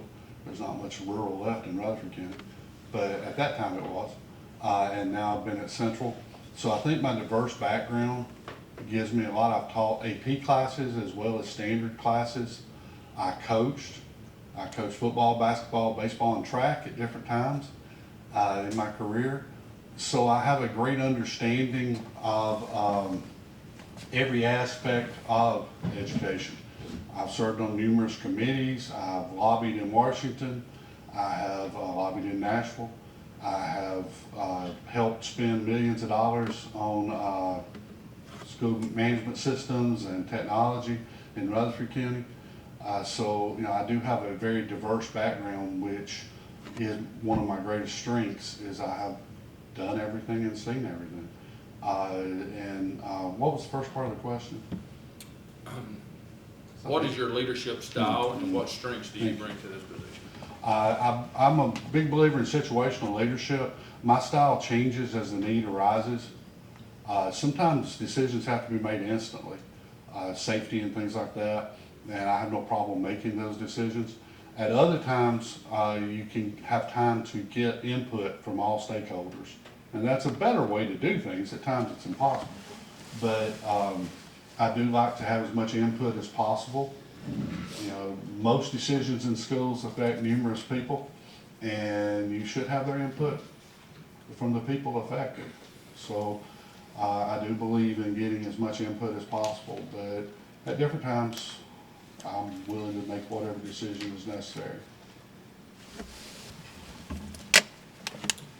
Question 3 is, what would be your 3-year strategic vision for Smith County Schools, and what measurable indicators would you use to evaluate progress? Well, you know, the first thing you would want to do is evaluate everything. You know, I have not been here before, obviously. So, you know, I would want to evaluate each department, each area, the central office personnel, do a deep dive into the school system as far as staffing at schools, what's appropriate. But I would think in 3 years, you would want to develop programs to improve offerings for your high achieving kids as well as your other students. Look at your ACT plan, try to improve the ACT as much as possible. It opens doors for students, and you know, I do think Smith County's can grow quite a bit. But you seem to be in good shape as far as buildings. Your buildings are actually very nice considering I went to school in most of them. They've been really well maintained over the years and expanded. But it is surprising sometimes that, you know, Forks River, Union Heights, all those are, I guess, from the late 50s. But I do think you should look. There should be, you know, should be plans for the spending the money, make sure it's as efficiently spent as possible. You know, money's not the answer to everything, but it is the answer to some things. So I do think you need to evaluate that and see where we can save. You know, where if we are getting our bang for our buck, it's very important. It's not our money, it's not the commission's money, it's the people's money.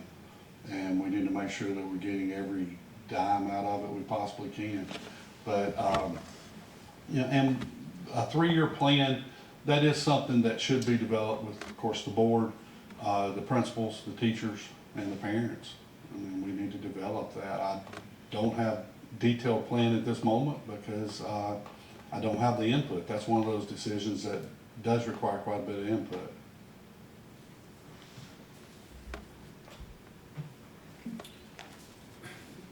How should a district balance preparation for post-secondary education, workforce readiness, and career technical pathways? I think the secret to education is easy. It's focusing on each child. It doesn't matter whether you have 3,000 children or 52,000 children. You've got to do what's best for each child. Each child needs to be pushed.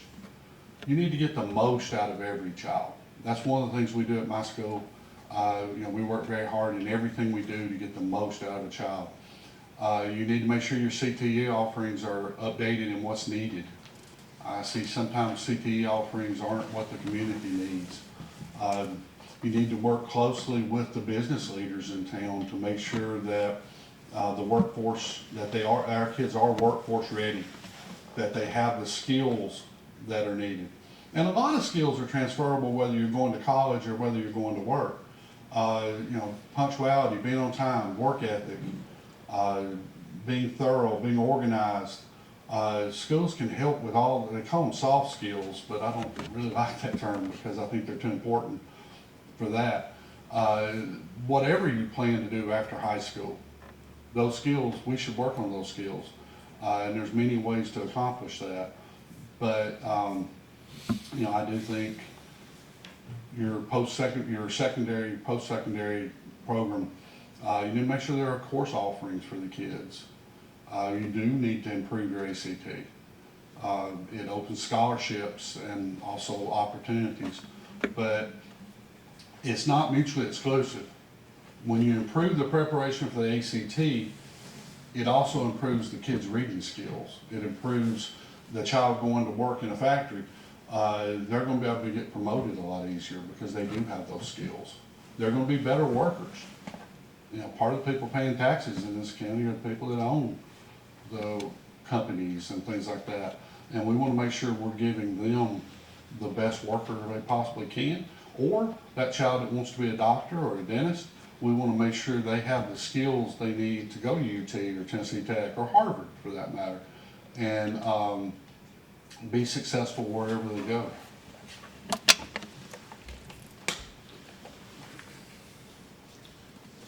Question 5 is, how would you improve student performance on state assessments such as Tennessee Ready while maintaining a well-rounded educational experience? Well, I do think sometimes in Tennessee we get so focused on the test that we forget other things. But it's really important. Of course, both schools where I have been principal, we've done excellent. It should be expected at my current school. But at Christiana, we were in the top 10 in the state most years in every area given on TCAP. We focus on standards. We focus on what is, not teaching to the test, but if what's on the test is what an average third grader should know, then there's nothing wrong with teaching that material. You do benchmark testing along the way. You measure the progress during the year and you make adjustments as needed. You give the teachers the training that they need to be successful on these tests. It's very important, that you respect the job your teachers do. Everything in a school goes back to the teacher.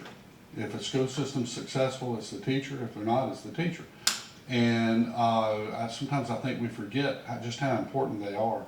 But giving them the skills they need to teach for the TCAP, for the test, is extremely important. And, I do think, once again, paying attention to it, what you pay attention to is what's important.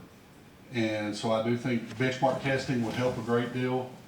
I think doing some PLCs, professional learning communities, a lot of the schools in Smith County have what's called singletons. There'll be, Forks River, I think, has one third grade teacher, one fourth grade teacher, that sort of thing.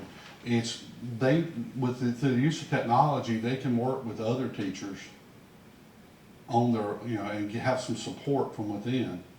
You don't have to spend a lot of money. You don't have to bring people in. There's some great teachers in this county, and we should capitalize on their skills.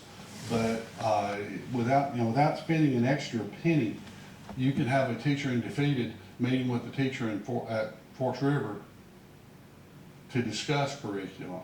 There's a lot of things you can do with what's already in place here, and it is capitalizing on the teachers that are already here.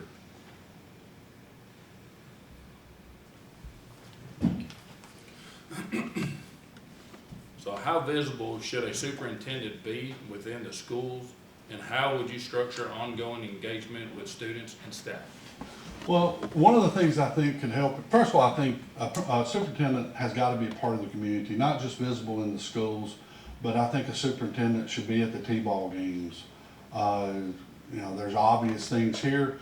I would expect your superintendent to spend at every Carthage and Lawrenceville game in history.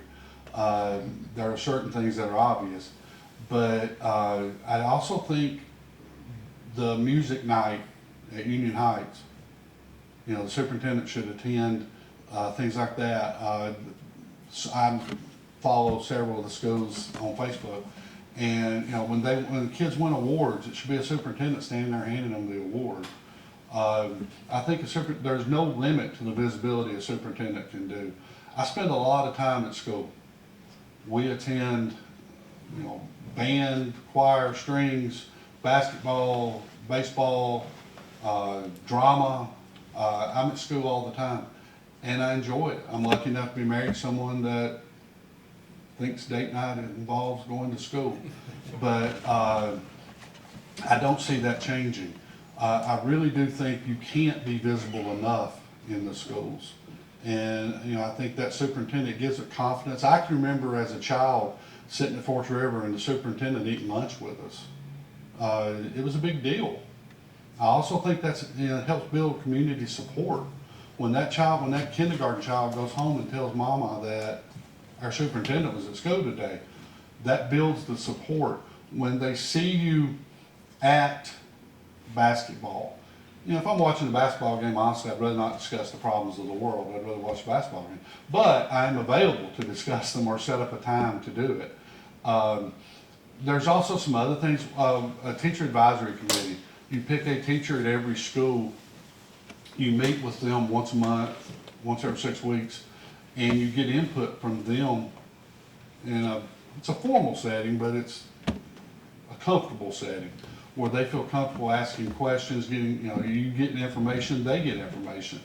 The worst thing in the world is for a teacher to be sitting there with a question and not being able to get an answer to it. You know, in the philosophy, if you email me and I don't email you back, I died. So, you know, I do get back to people, and usually instantly, as quickly as possible. I don't do it driving on the road, but you know, as quick as I can, I get back to people when they contact me. But I certainly get back to teachers as soon as possible.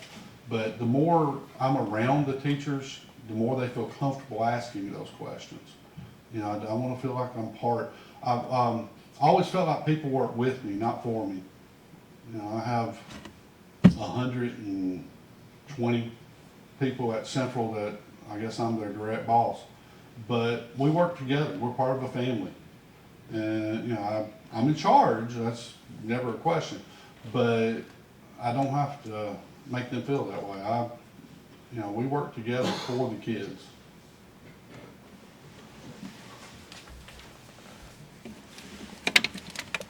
Seven says, how are public schools funded in Tennessee, and do you believe the community should better understand school finance? Why or why not?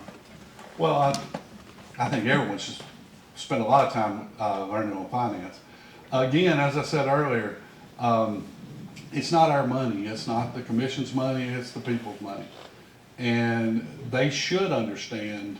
They should also understand, you know, about credit cards and loans too. But hopefully we'll do a better job teaching that. But we are funded through property tax and sales tax for the most part. There's also some federal dollars that come in, principally school trainings, Title II, Title I schools when you have a high poverty rate, special ed, a lot of money is funneled through for special education, and the Perkins Act gives money to CTE,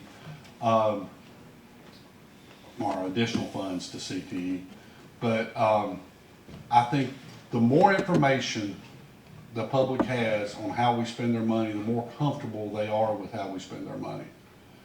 I think transparency is extremely important. The commission has a very tough job. We get to spend money, they get to ask for it. So, you know, that's a difficult job. It's easier to sell, you know, put a product out there than it is just ask to give us money. We have to remember that, you know, there are political constraints in that as well. We have to respect the fact that if there's a tax increase, they've got to run on it.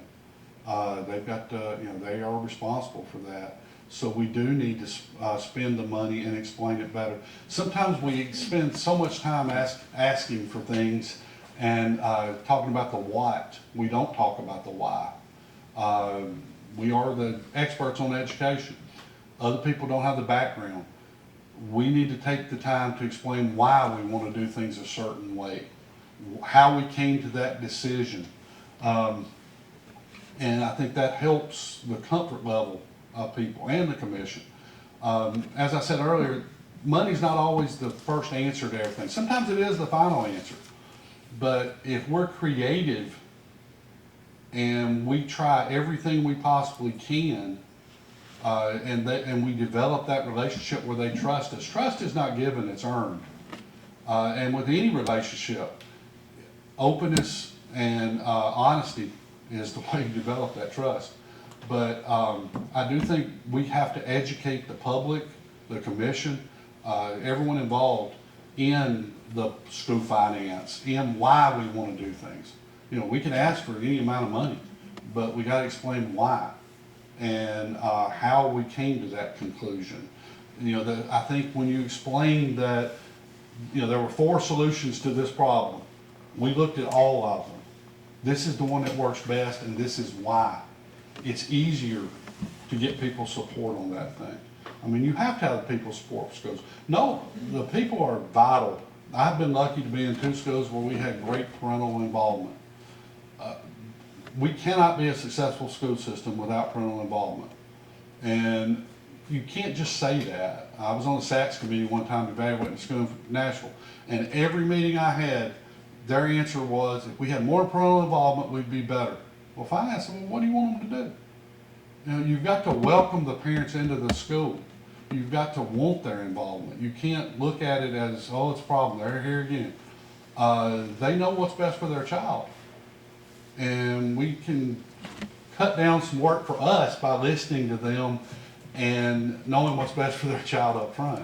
But, you know, I think there's ways to make it a lot more open than we have it at the moment. Once again, use of technology. If you look at my school's website, you will actually see vital information on their web pages. You can see what they did in class today. You can see what their homework is. You can see links to support for them. Every child in this county can use a computer. Every child in America can use a computer. Poor, rich, it doesn't matter. It's here. We've got to take advantage of those resources. And it's not extra work on people, it's not more money, it's not anything. It's using the resources we have at the moment to do that. And that's one of the best ways to educate these parents and to show them why we're doing the things we're doing. But yes, I do think it's vital to educate everyone involved, commission, school, parents, everyone.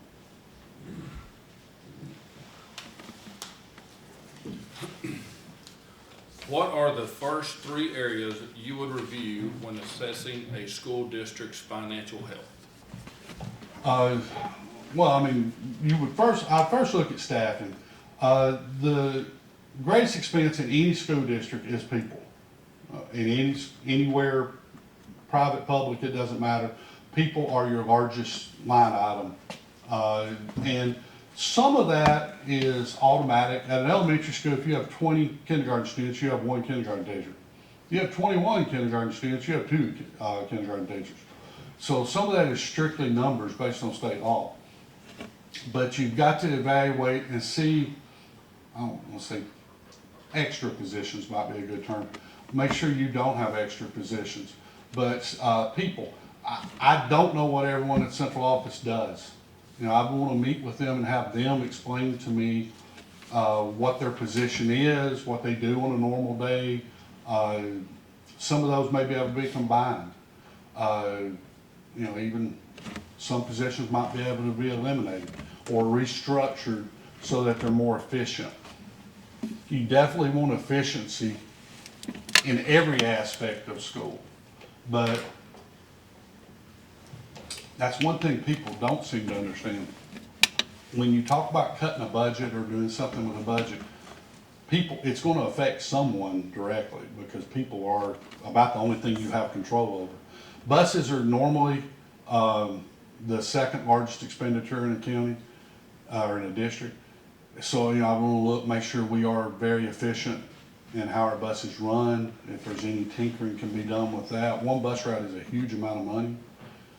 You wouldn't want to add one or, you know, keep what we have if it's not right. But that's usually your second largest expenditure. Then there's other ways. I'm not a believer in a little bit of savings is not a good thing. Congressman once said $1 million here, $1 million there. Pretty soon you're talking about real money. Well, every little bit of money adds up.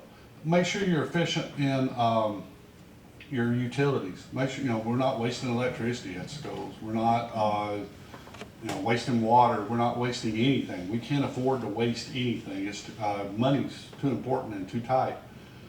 We want to make sure that our teachers have what they need, and that we have the money to supply that.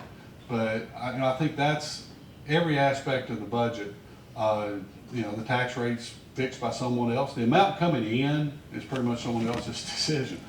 But we've got to make sure that we are extremely efficient with what we get, and that it is going the best. There's not enough. Every teacher, if teachers made triple what they make today, it wouldn't be enough. I mean, there's no way to pay a teacher what they deserve. We have to be realistic. We're probably not going to be able to triple a teacher's pay.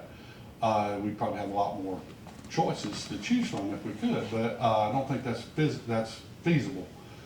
But we do need to make sure that every penny we do spend is getting the most out of it. But, and I do think once again I won't say again on our teachers, making them feel respected. I may not be able to triple their pay, but I can make them feel appreciated and respected. As long as a teacher doesn't do something illegal, immoral, or can't think of the word. I'm going to have their back. I'm going to make them feel appreciated in that way. Sometimes we assume the teacher's wrong as a starting point in the discussion, and we can't do that. We have professionals in this county, and we need to treat them like professionals. We need to provide quality training for them so that they feel like they're not wasting their time in their training. And once again, some little things make a big difference. But anyway.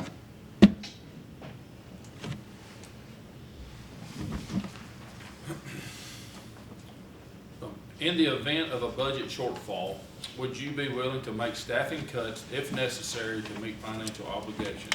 Or would you try to find new revenue streams to address the gap? Well, you would probably want to try to do a combination of those things. If you have as much money, I've had a family for a long time, and we have to make hard decisions every year. It's gotten easier since kids have moved on, but seems like we have more money now. But there are tough decisions. I have to make tough decisions in my school. We spend, at the school level, we spend a couple $1 million a year. And I have to decide, it sounds like a huge amount of money until we spend $180,000 on AP testing. It disappears quickly. It sounds like a lot of money until you start spending it. So I have no trouble making hard decisions. I've had to cut programs, fire teachers, fire coaches. Firing a coach is challenging, but it's got to be done at times.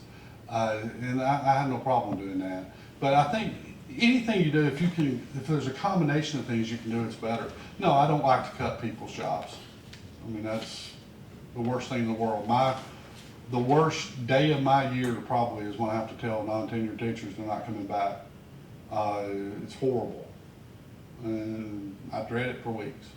But everything I do is what's best for the child. Every single decision I make is what's best for the students. And sometimes I have to do things I don't want to do. But if it's best for the students, I'm going to do that. And that's important to remember about me. I am going to do what's best for the students every single time. And if that makes someone mad, I can live with that. I've had 5,000 people stand up and cuss me in front of my family. I coached. So, I don't mind doing things that aren't popular.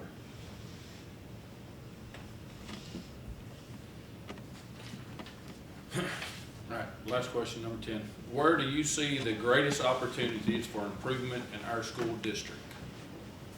I think it's in pretty good shape at the moment, but I'd like to see the value added improved. Value added is a very fair thing that Tennessee was one of the first in the country to do. Whether you have the highest achieving kids or the lowest achieving kids, they all can grow. And once again, going back to each child, we need to make sure each child is growing as much as possible. If your intensely value added is not good, your children aren't growing. That's the other thing I try to enforce to teachers, principals, and everything. It's a numbers thing, it's math. You can't argue with math. It's not personal, it's not anything, it's math. Value added is math. If you've got high value added, your teacher's being effective. If you have low value added, they're not. And once again, that's not personal, it doesn't mean you're a bad person. Doesn't mean I don't like you, wouldn't go to lunch with you, but it does mean your kids did not benefit as much as possible from that year. So I do think several schools' value added could be looked at, and we need to first determine what the weakness is and then find out a way to address that weakness. But you know, I do think evaluating your facilities, I've not stepped foot in a lot of them in a long time.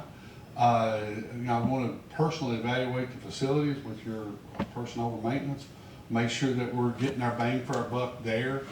But I do think your high achieving kids, more opportunities for them. There's AP Access for All. I hope you're taking advantage of that, which is a state program where children can take AP classes online. The schools here aren't really large enough to have a huge AP offering. It gets very expensive when you have a teacher for 3 or 4 kids. But with AP Access for All, you can increase the offerings for the children that need it. We want to make sure, you know, everything comes back to safety too. You've got to make sure that at all times, every school is as safe as humanly possible. We live in a strange time, but you know, I would want to evaluate everything we're doing on safety, make sure it's up and great. It's I do think though your high achieving kids could be served a little better. You know, ACT could improve. Once again, course offerings. Want to evaluate CTE programs, make sure they are turning out. Kids today are probably going to earn a living in a job that doesn't exist yet. And we have to be able to give them the skills that are transferable to every job. And we need to make sure that they think critically, that they think well, that they read for comprehension. You know, we've got to instill that in them so that they have whatever they end up doing. You know, who would have thought web designer was a job when I was sitting in Smith County High School, wondering what I was doing there. Web designer, there was no web. I'm old. There was, you know, I couldn't even dream of that. I probably was dreaming of playing for the Cubs or something, but didn't have the skills to do that. But no, we do need to look, if we are given the skills, we need to make sure the foundation, whether you're building my house or a child, it's the foundation where you start. We need to make sure we have quality reading programs in the K-3. When a child gets out of 3rd grade, if they don't have great reading skills, we have a problem, they have a problem for the rest of their lives. We have a problem trying to educate them. It's hard to teach U.S. history if a child can't read. You know, it's hard to teach chemistry if a child can't read. Everything goes back to being able to read well. And we've got to make sure in those lower grades that that reading is emphasized and focused, and they have what they need. Once again, very few teachers don't want to do their best every day. We want to make sure they have everything they need to do their best. So that would be many focuses, I suppose. But once again, I think Smith County's in good shape, but it can be in great shape. I mean, we aren't happy with good. And you know, there's a book called Good to Great, and the enemy of great is good. And I think sometimes we get too focused on the fact that we're good. Well, I don't want to be good. I don't want to be around people that want to be good. You know, if you don't want to be great, don't really want to be around you. It's just a philosophy, I guess. But. Now that's got our 10 questions asked. Now, Mr. Ash, we're gonna go around the room here and ask our personal questions. We're gonna start with Mr. Lewis, who's on the television screen. He's gonna start us out with his question. Mr. Ash, thank you so much for your time. Thank you for being here. I remember your father very well at Fort Stewart School. As a matter of fact, I think my grandfather actually hired your father. Yes, sir. I do have just a couple of questions for you. I have one, but I wanted to hear you kind of follow up. You were asked a question about finances, and you talked a lot about not having any difficulty cutting, but you didn't really address, would you seek out different revenues? What would be your thought process and all that, just kind of shortly, briefly? Well, of course, the public is limited a little bit on revenue streams. And I don't know what advantage y'all are taking on grants and things like that. We do quite a bit of grants. We funded things like LED lighting for every Rutherford County school is going to LED lighting, and most of it's paid for by a federal grant.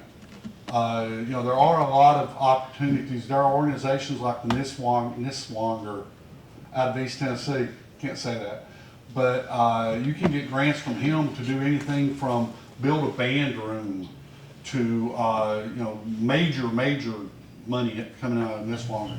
But there are several organizations like that want to help. Gates Foundation that want to help school systems be better. And I do think someone should focus on grants. It's probably somebody who's already got another job that's going to get an additional one. But I do think there are other revenue streams that can be tapped into. You don't want to. Once again, most of it comes from the state or taxpayers. Well, I guess it all comes from taxpayers, and the state money comes from taxpayers. But any other source does help that. But there are many opportunities to increase the revenue stream or diversify the revenue stream. And thank you, sir. And my final question, this one is kind of more important to me, I guess. Well, not necessarily more important, but I think it is significant. Along those same lines, can you explain your feelings towards transparency, working with county commissioners and things like that? How would you feel towards those things? We place a lot of importance on that. Well, once again, it's not my money. I believe in being open about everything. If you walk into, I have parents come in and want to see how we're spending baseball money at Central. It's their right to know, for one thing. We are a public entity. We are, in Tennessee. Tennessee's one of the few states that has almost complete open records. It's their right, and I will tell you the truth, no matter what. If you don't want to hear something, don't ask me the question, because I'm going to tell you what I think and what I know to be true on anything. Everything I do is an open book. I don't hide anything. I do that now, and that will not be changing. I am what I am. I am who I am. And if I do something, I did it for what I thought was best for the students. I should be able to explain that. Why did I do it if I can't explain it? So no, I'm completely transparent in everything I do. I'm not going to talk about someone else behind their back. I'm not going to, if I do have to dismiss someone, there may be issues on that I can't really talk about. I'm not going to embarrass someone or go into things that I shouldn't, but anything I do or I'm part of is open. So I completely believe in transparency. Thank you, Mr. Ash. We Thank certainly you. appreciate you being with us. Thank you, sir. I've got a statement and I've got a question. I just want you to sort of be aware of what we're facing possibly. In 2024, our general fund had almost 11.5 million. In 25, we went to 8.6. Well, this year, possibly, we're gonna be around 5 projected. So that would be something a new person would have to deal with, of course. My question is, if elected, we chose to hire you to be our director, how long did you see yourself being the director of Smith County Schools? Well, I mean, as long as I'm healthy, I don't think I'm ready to sit and watch TV yet. I do have a few hobbies. I like to fish, but I don't know that I can do it every day. Golf is too frustrating for me. So, I don't know, 10 years, I mean, you can't give me but a 4-year contract by state law, but, I will certainly live up to my word if I tell you something. And once again, unless something dramatically changes, I would always live up to my word.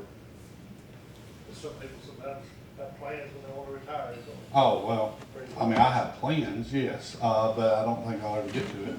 But no, I would someday like to retire, but I'm not ready for it yet. Thank you. Yeah. Mr. Ash, I got a couple of quick questions should be quick answers. What year did you graduate? High school? Yes, sir. 1984, From? Smith County High School. All right, My father graduated 1944 from Gordonsville High School. all right. So I heard you through the conversation and questions that you sound like you're a disciplinarian. I don't know you, first time I ever laid eyes on you. On a scale of 1 to 10, how do you rate your disciplinary actions toward a teacher first, and then the second would be toward a student? Well, I'm a big believer, I don't have to prove I'm in charge because I am in charge. I think sometimes people get in trouble going around proving they're in charge. My teachers do what I ask them to do. I think I have that trust with them. I have had to discipline teachers at different times for things. Thankfully, nothing illegal, but we have had to deal with some things. I expect people to do what I ask them to do. I expect children to do what I ask them to do. If I'm in Walmart, I expect children to ask them to do what I do. But I guess I'm pretty strict. I'm sorry. I guess I'm pretty strict. Okay. But, you know, it doesn't, I hate to say this, but I'm lucky right now I'm in a school that's a choice school. The children don't have to be there. Mm-hmm. They can go back to their zone school, which makes it a lot easier on us. I realize that up front. But at Christian Middle, we had a great school that ran very well. Teachers, once again, did what we asked them to do. Our kids did what we asked them to do. I mean, I don't completely understand not expecting a child to do Okay. One more what we should question. do. You said you'd like to be very visible at Mhm. all functions. This is, I'm putting you a hypothetical question. You're at a sporting event at Gordonsville and Carthage. It don't matter what the sport is. A coach, we tend to put coaches without being critical, but we do put them on a pedestal. Mhm. If they're winning, you know, we want to keep them. If they're not winning, you know, I know you know this area as good as being in a small community. But if you was at a game and a coach was acting out of place that you would feel out of place, would you approach the principal about this to approach the coach? Or you have a policy you'd like to see coach back at your office at another time and talk about, because kids, they're begging for discipline. Mhm. I'm going into a longer thing than I should, but there's a fine line between discipline and Mhm. cruelty. Yes, sir. Cruelty. So I think for our students, we need to protect them from that kind of language, cruelty, whatever it is.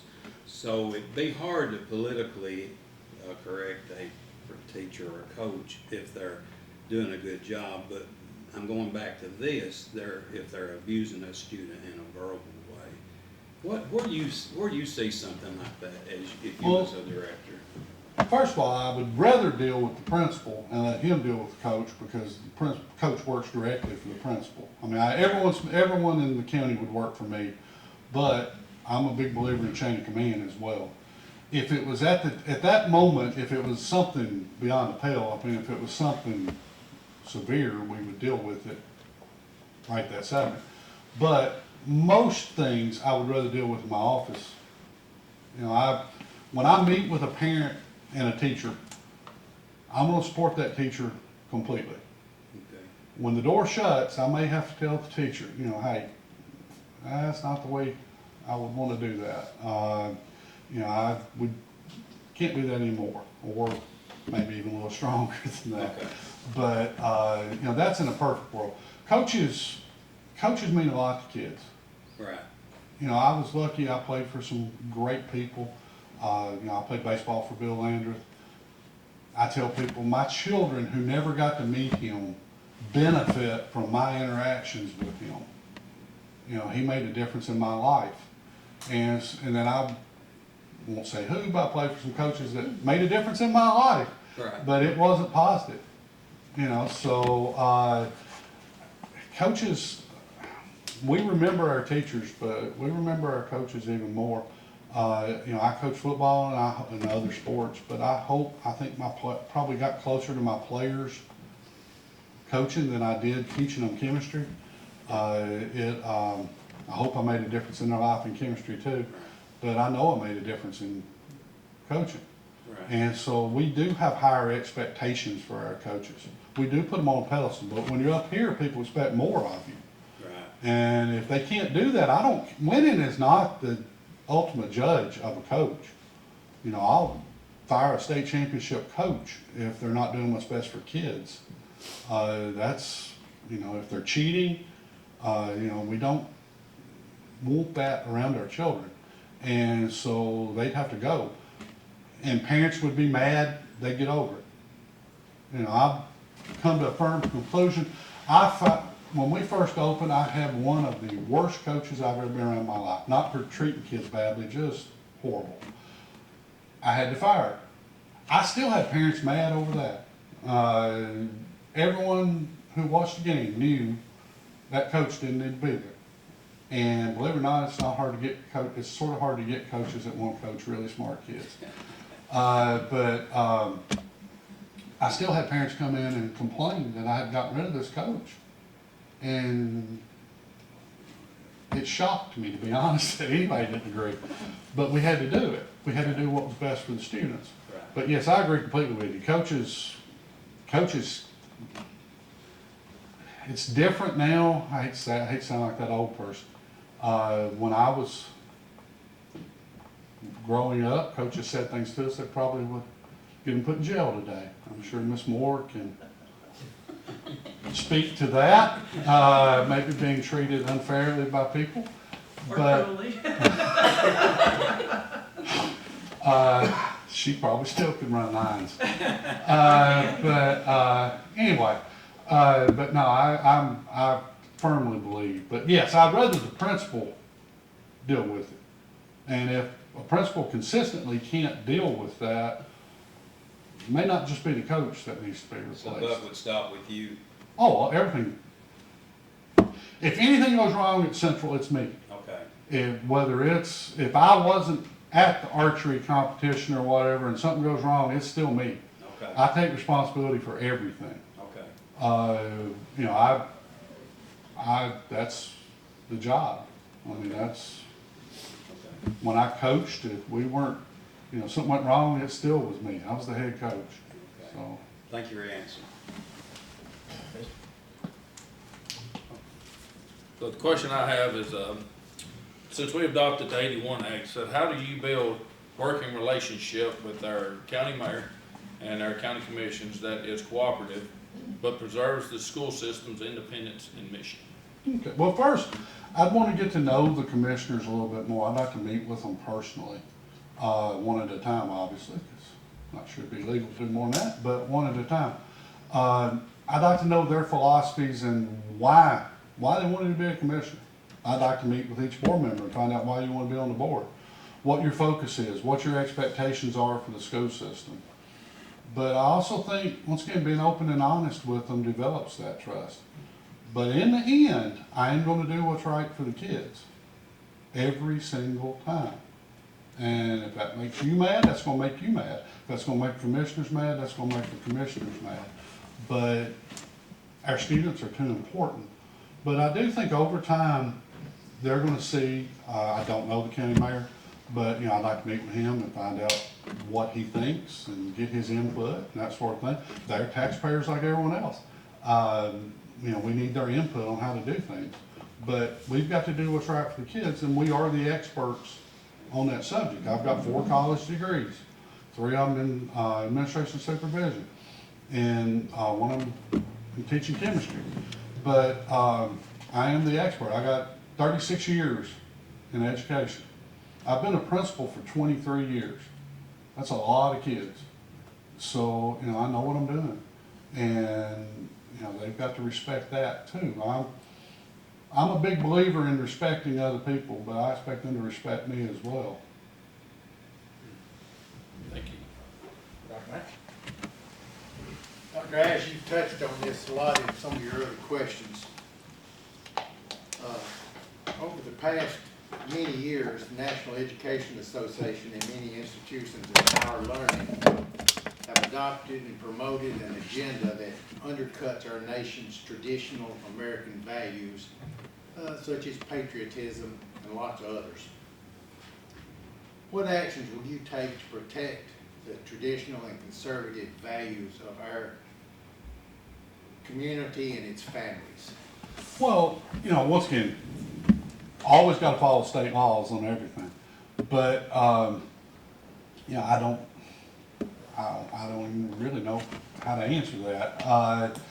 I would be. You already have answered it a lot. You're going to do the right thing. Yes, sir. We want to know what the right thing is. You're from Smith County. You know what our values Yes. are. Well, part of what's important is demonstrating what the right thing is. I would rather have a teacher that lives morally than teaches morals. Kids learn by seeing us. Teachers learn by seeing me. And it's the little things to the big things. If I'm standing during the Pledge of Allegiance appropriately, they're going to do that. They see it's important. They, there's also things, sometimes we cave a little bit too quickly to pressure from outside groups or from internally. Board sets policy. So, as long as y'all set the policy, we will enforce the policy y'all set. That's not a problem. I've never had, anybody question that. Of course, being in Murfreesboro, we have a little different community than in Smith County. But we still support, how I grew up.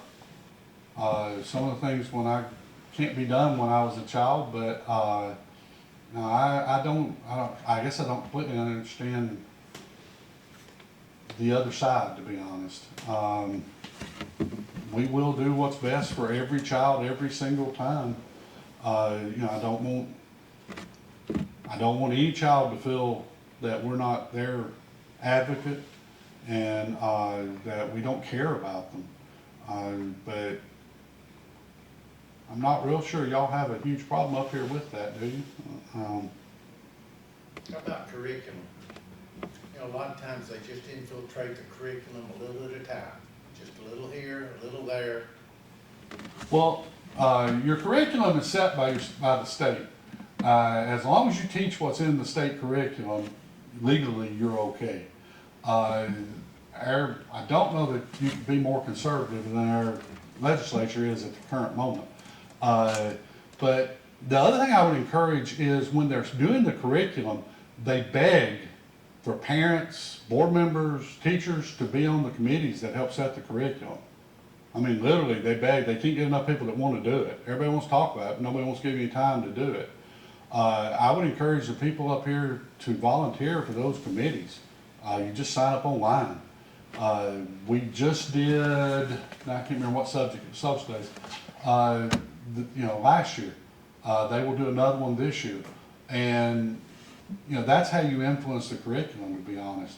I don't think anything is in the official curriculum that would be a problem. I don't know how it could get through our state legislature. Our state legislature is extremely conservative at the moment. But anyway, but no, we work very hard to have our teachers teach what the state requires, not their own. Teachers should not be teaching opinion. Whether theirs or someone else's. I mean, I taught chemistry. I did not spend a lot of time on politics at all in chemistry. Actually, I never spent any time on politics in chemistry. There's no reason for that. You know, if you're teaching math, math is math. It doesn't matter whether you're a Democrat, Republican. When you do math, it's math. That's what's beautiful about it, to be honest. We can't disagree. We can disagree on a lot of things. We can't really disagree on math. You know, I feel that way about most of it. I mean, if you have a class that's in question, there are certain classes that open itself up to wider ranging discussions. You may not want to offer that class. But once again, y'all approve the curriculum as well. I have another follow-up still. In Lebanon High School, the students organized a protest against ICE. Mm-hmm. And the principal I talked to, my granddaughter goes to school there, and I said, why are you supporting this? And he says, well, I just got together with them and I told them what they could do and what they couldn't do. I didn't really support them.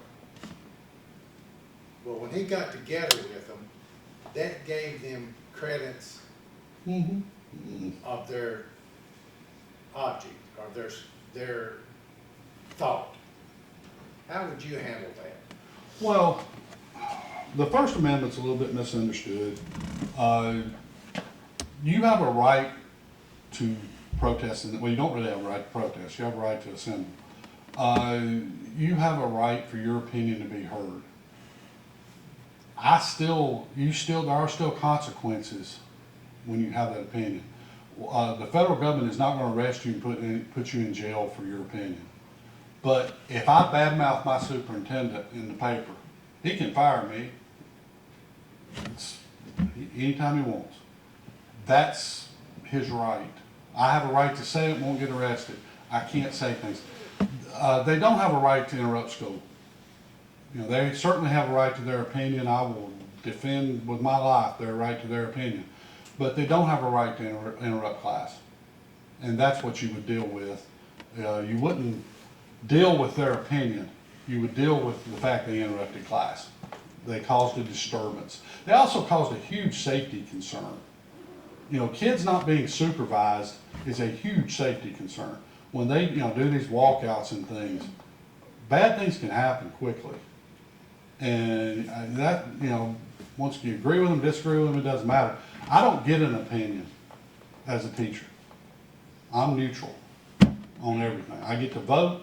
I get outside of school, I get to have my opinion. But in school, I'm neutral on all things. And I can't protect them if they're not doing what I tell them to do. And, that's probably how I would approach it with kids, is I can't take care of you. My job as principal is to take care of them. We've not had a walkout at Central. But, we might have some kids back at the I was disappointed you met with them because what I envisioned happening, there's gonna be students there, and then there's gonna be students on the other side, and the first thing you know, it escalates. Yes. And by the fact that he even met with them, he sort of gave his approval, even if he didn't give his approval. On the outside, I learned about this on the radio, in 99.7, whatever it was. So I called the principal, and he tried to explain it away best he could without explaining anything. I don't know the principal at Lebanon personally, but hopefully he was meeting with them to try to help them keep them safe. Come up with a plan that they wouldn't be put in danger, because once again, that's our Well, that was what he first. said he was doing, but he was also allowing them, I'm sorry. Thank you've answered it, thank you. One question for me, Yes, sir. simple. You have children? Yes, sir. They attend public school, private school, or were they homeschooled? They went to public school. My son missed us by a year. He graduated Blackman High School. He then went to Tennessee Tech, got his PhD in nuclear physics from Michigan State, My daughter went to Tennessee Tech, you're gonna hear that a lot, and she graduated Central Magnet School, my second graduating class. She was the first student to go freshman through senior, our first group of students to go freshman through senior. Then she got a master's at Middle Tennessee State, and she's a school counselor. As far as that, that concludes our interview, and you're free to leave, you're free to stick around, you're free. I appreciate it. Just make sure you get your cell phone. Oh, yeah. Story, we decided that March the 9th, we're gonna cancel the second round of interviews. We're gonna have our board meeting to pick the three.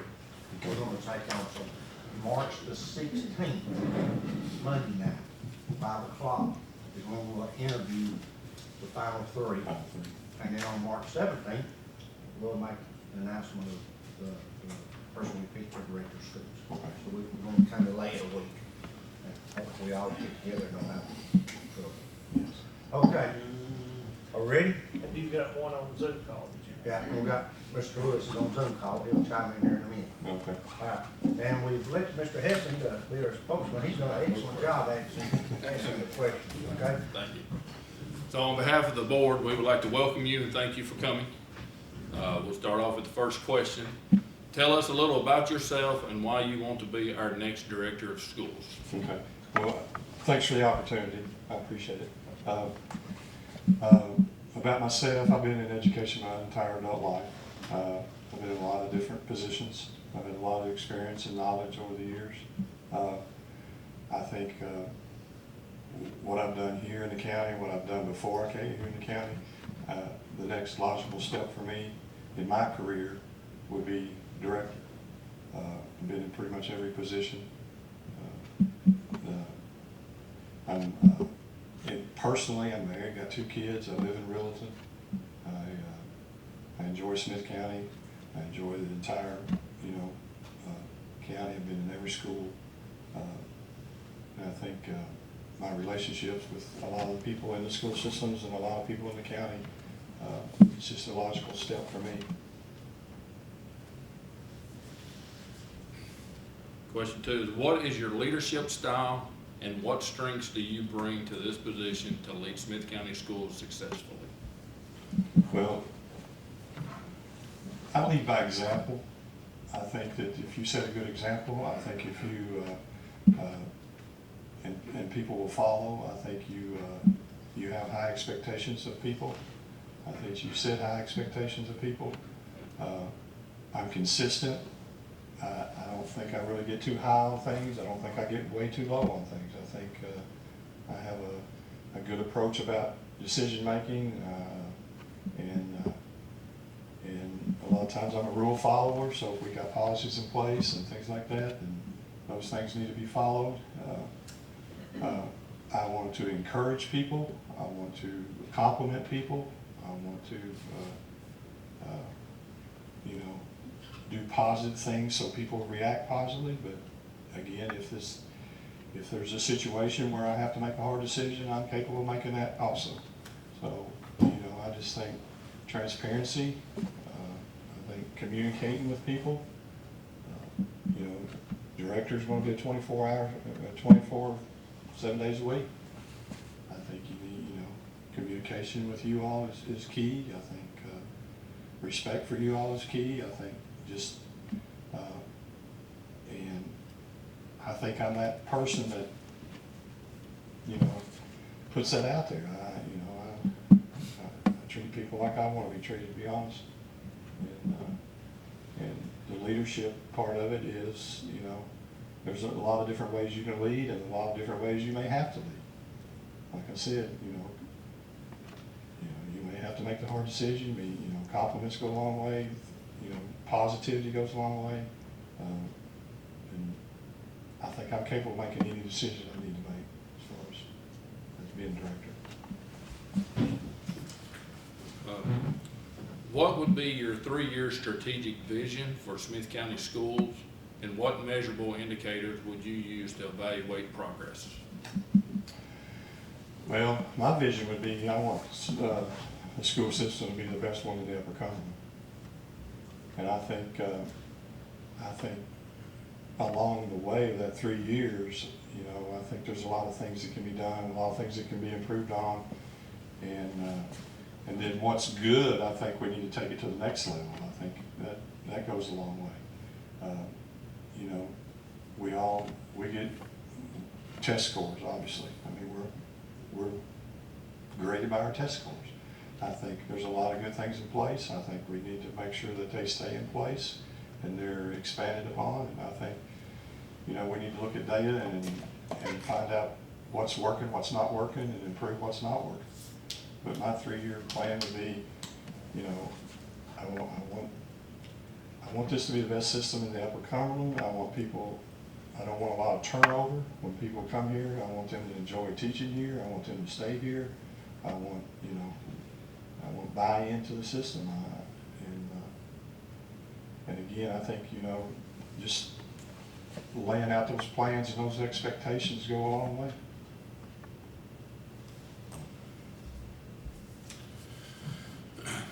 How should a district balance preparation for post-secondary education, workforce readiness, and career technical pathways? I think there's a way for all of that. I think we should offer as many programs as possible to hit every student as possible, whether they're college bound, whether they're whether they're blue collar bound, whatever. I think we should offer whatever we can offer in reasonable situation for every student to be successful, no matter what path they take. You know, we all know every kid's not made for college. And we know, you know, a lot of kids, you know, like to get their hands dirty and work hard. And I think we should have something for all of those kids. And, you know, as director, and I think it's my responsibility to see that a lot of that happens as far as those opportunities and those programs for each and every, you know, for every student to be successful, no matter what they do.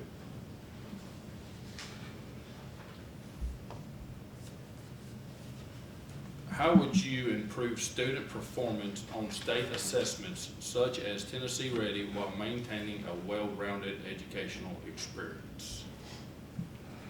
I think it starts with data. I think you have to look at data and look at your strengths. And I think you have to look at areas where you're not scoring as well. And then I think you have to look at, okay, what did this teacher do to score well in math? And this teacher in this other school is not scoring well in math. I'm just making up math, you know, it's just a subject. But what did they do not to score as well? I think we could mirror one teacher to another. I think we can say, okay, this worked here. We can go and teach the same curriculum here, which we do. And I think we need to learn from each other. I think we have data meetings which are really good, where all the principals talk and they discuss what's working for them, what's not working for them.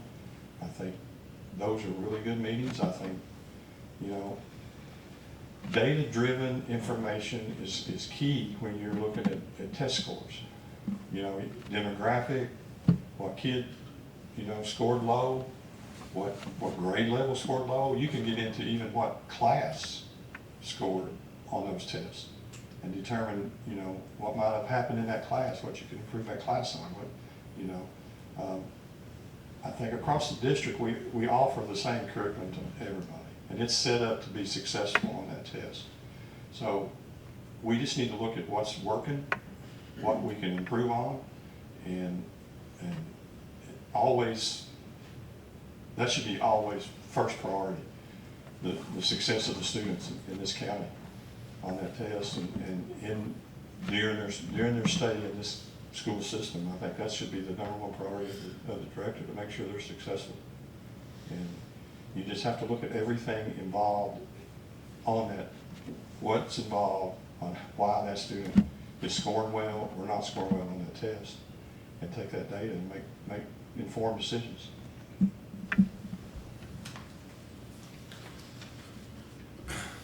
How visible should a superintendent be within the schools, and how would you structure ongoing engagement with students and staff?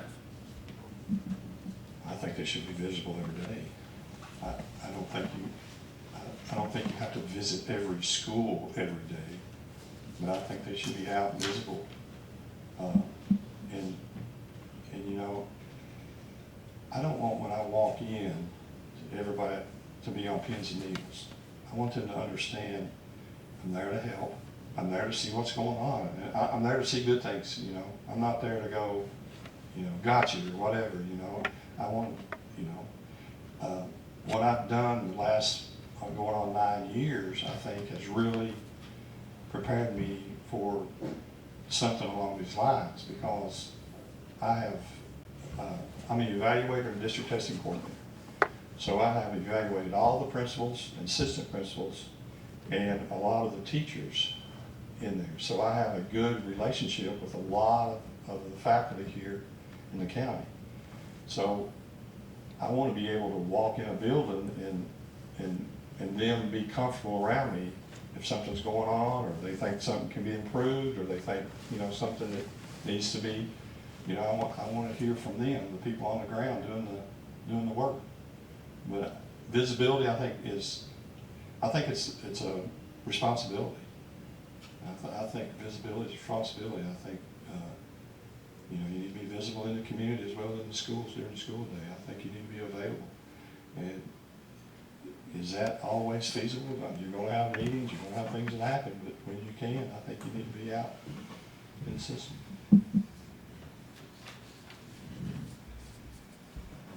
So how are public schools funded in Tennessee, and do you believe the community should better understand school finance? Why or why not? Yes, I think they should be. I think we should be more transparent on how the funds are spent, what's allocated, you know, what we're getting. I mean, how the budget is going.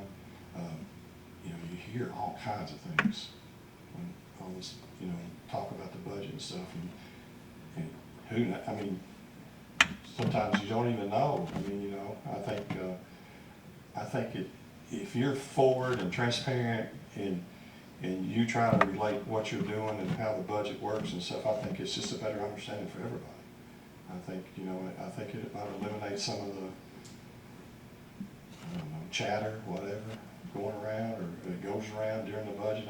It's, you know, obviously it's been the biggest conversation for the last, you know, year and a half that you have here about the school. So I think it's very important to know what's going on and let people know what's going on.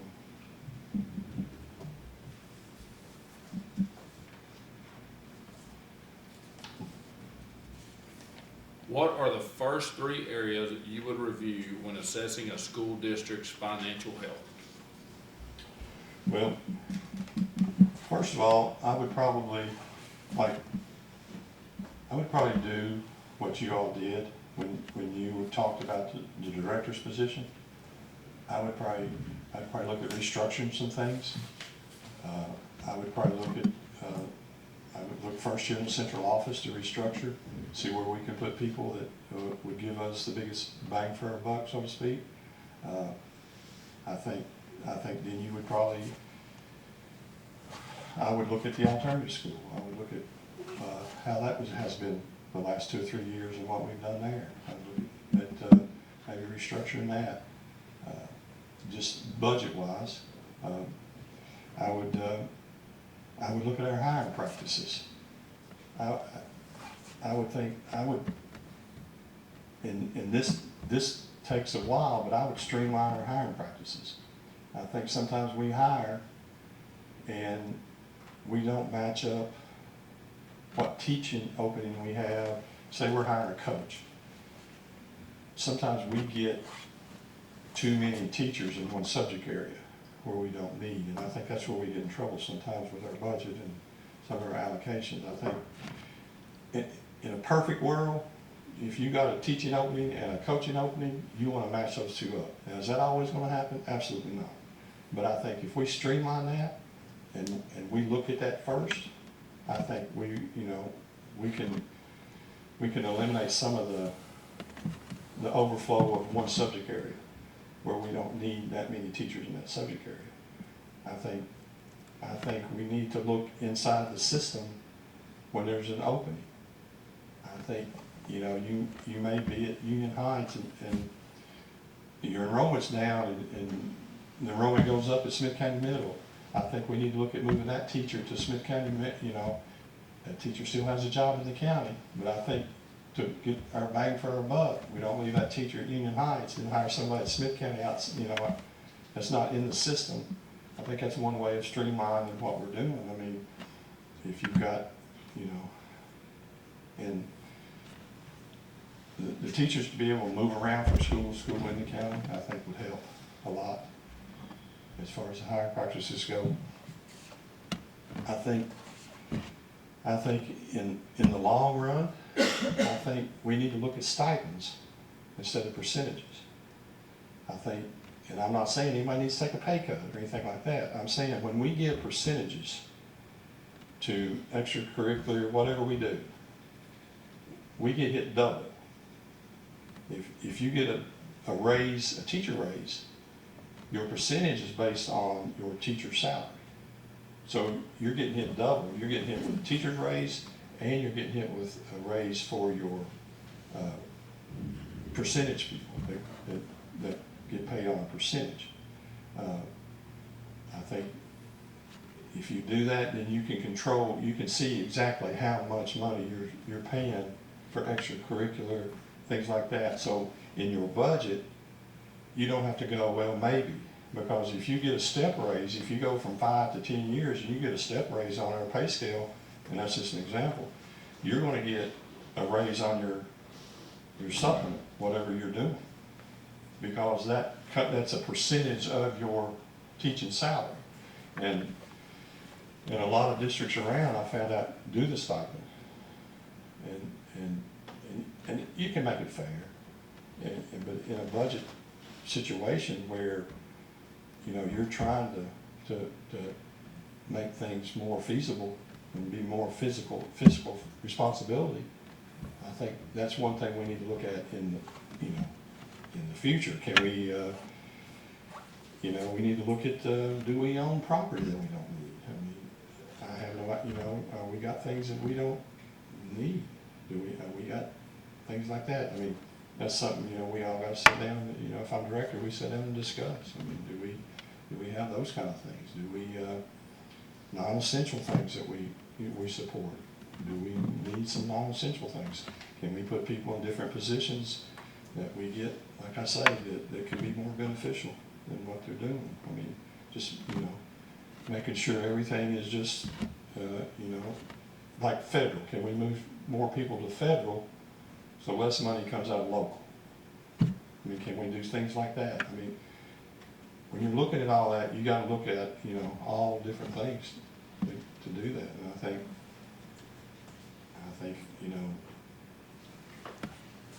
that for me, those things, if I'm hired as director, that's some of this, that could be getting done, pretty quick as far as that kind of stuff, like those kind of things.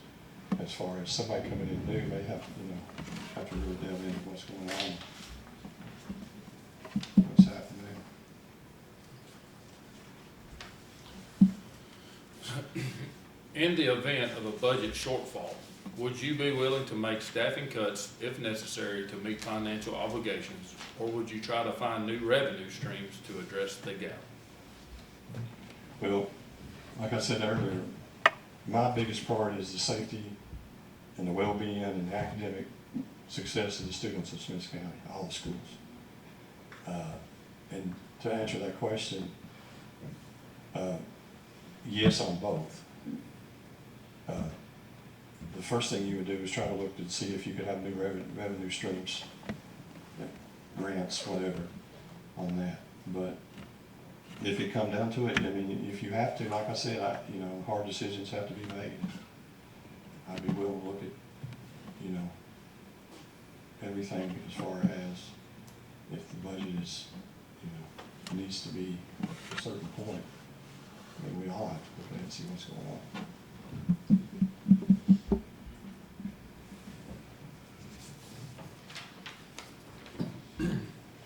Where do you see the greatest opportunities for improvement in our school district?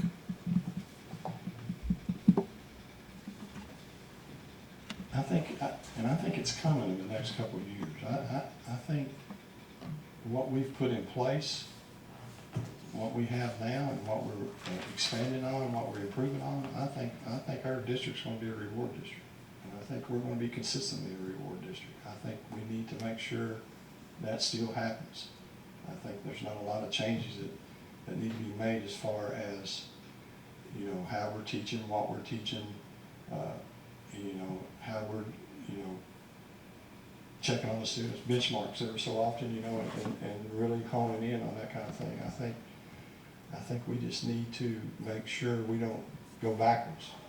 I think we need, whatever we're doing now, I think we need to improve. I think we need to make sure we're staying on top of it and not get, you know, get to a certain point and go, you know, we've made it. You know, they always say the biggest thing is if you get successful, it's harder to stay at that point than it is to get there. So I think that, you know, putting steps in and monitoring and conversations and walkthroughs and visits to the schools and conversations with the administrators and everything like that is all part of making sure, you know, everything is in line and we improve on what we're doing. That's the last question. Yeah. We're gonna go around and each board member's got a question they wanna ask. Okay. Mr. Story, we're gonna start, Mr. Lewis is on the screen up there, so. Guys, you wanna go ahead and start? Hey, Mr. Story, thank you for being with us today, and I apologize for not being there personally. I'm having a little issue here that I didn't want to give everybody else.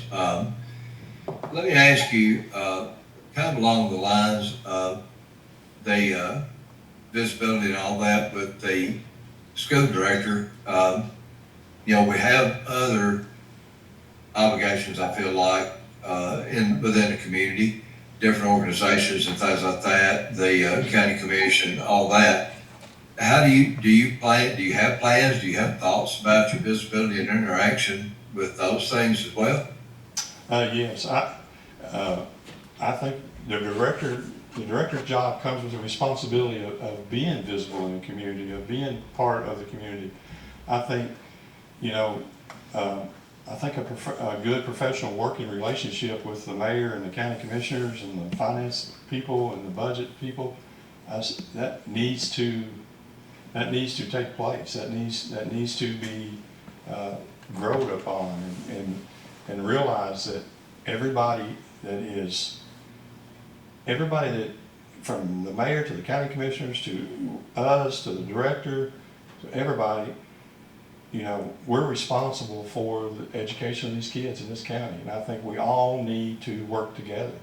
I think we don't need to be divided or divisive. Now, are we going to agree on everything and everybody's going to have different opinions? Absolutely. But I think there's a professionalism where, you know, if you tell me you disagree on me, it's not going to be the end of the world. We're going to have a conversation on why you disagree, or if I disagree with you all or the mayor or the commissioners or whoever. I think it needs to be a professional working relationship to where we can sit down and have some good debates and come to the best conclusion that we can have on some of the decisions. But yeah, director needs to be seen in the community. He needs to be out. He needs to be, you know, there's a standard that the director needs to hold too, I think, as far as, you know, when he's in the community. Thanks, sir. Answers your question. Thank you. Yes. Yes, thank you. Mr. Story, Yes. we've touched already on some of the financial stuff, so I'm not gonna bring that up. If you was elected as the director of Smith County School System, how long could you see yourself being in that role? Before you maybe wanted to retire or Yeah. whatever? Yeah, as long as y'all would have me, probably, as long as I feel like I could do the job. You know, I'm definitely not ready to retire. You know, I think I could, in a lot of ways, I think I can devote more time to it because my youngest one is senior and she plays basketball at Gordonsville, she's gonna be finishing in college, so, you know, when they go off to college, I think I'll have more time to put forward with that. I think it's good timing for me to, like I said, to take this next step, and you know, as long as y'all think I'm doing a good job and that, you know, I haven't set a date or an age or a time or whenever, you know. I just, you know, like I said, just as long as y'all would have me. Thank you. Mr. McCoy? Mr. Story, what year did you graduate high school? 1982. 82. Do you consider yourself a disciplinary type of individual? I know you played collegiate ball, Yes. so I'm sure you're very disciplined. Yeah, I consider myself that. I consider myself pretty focused on, you know, goals, on things that need to be done that day, on, you know, chores and tasks and things that need, you know, attention, that, you know, get it done, let's get to the next thing, you know, let's figure out the best possible solution to what's in front of me, and when we make that, it's, you know. So one more question.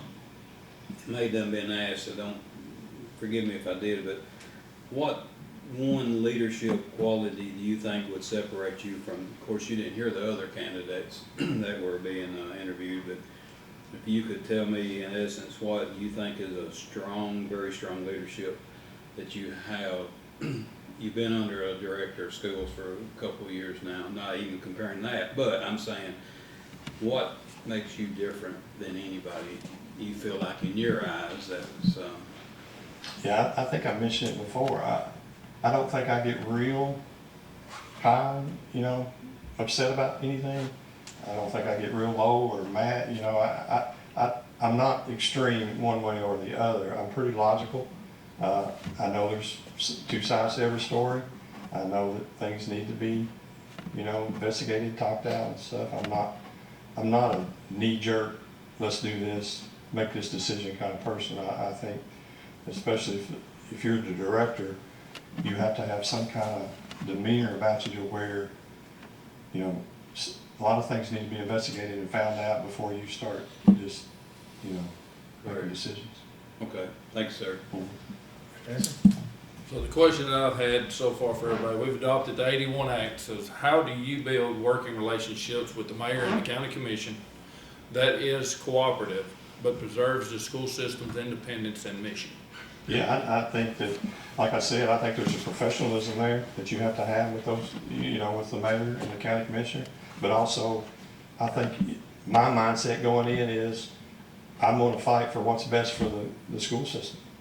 I'm going to go in, and I think they're going to know that, but I think I'm going to be respectful for that. I'm going to treat them as, you know, with respect and as professional as I can.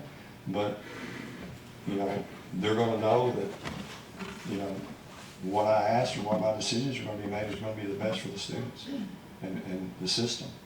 And, you know, and no personal thing involved, no agendas or anything like that. Just, I mean, that was what drive me every day when I got up. What, you know, what's going on today that is going to be the best for our students. Thank you. Dr. Mack? Mr. Story, in the past many years, the National Education Association, many institutions of higher learning have promoted an agenda that undercuts our nation's traditional American values, such as patriotism.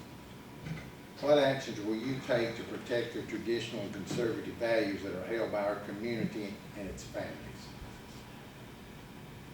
Well, I would try to make sure that they stay that way. I would try to make sure that that all the legal stuff that I could do to make it stay that way.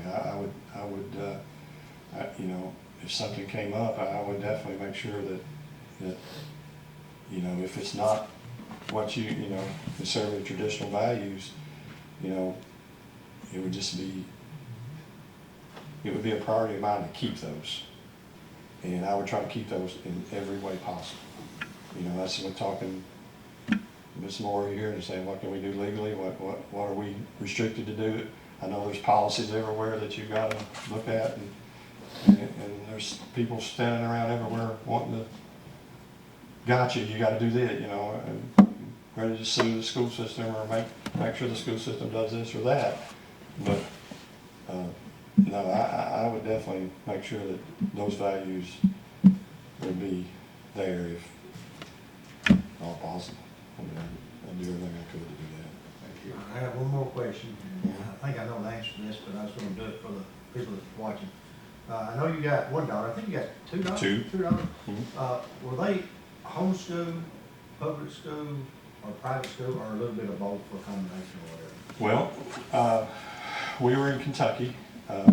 My oldest daughter, she went to kindergarten and first grade. And the school in Kentucky was kind of opposite of what he was talking about. And we just thought it was a family value. When we took them out of school, my kids were different. They were different when we took them out. We homeschooled them. My wife was great at doing that, and they're successful.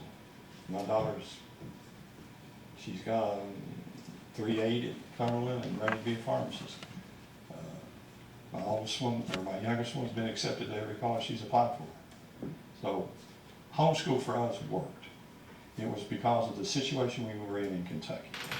And it also made the move here easier, really. They weren't losing, curriculum. I mean, we did that, and if we lived here from the start, maybe we would put them here because I like the school systems that we have, the K2, K8 buildings. But it was a situation where we felt it was best for us and our girls and our family. And it turned out great. Well, I think this is gonna wrap up our interviews, and I'm gonna tell you right now, I don't know how y'all are, but this is gonna be a tough decision. We got 4 really, really crap candidates tonight, I'm telling you guys, this is really great, very impressive. Thank you, Mr. Story. Yes. And, this is gonna conclude this, and unless y'all got something else you wanna say or anything, so if that's the case, the interview session is over.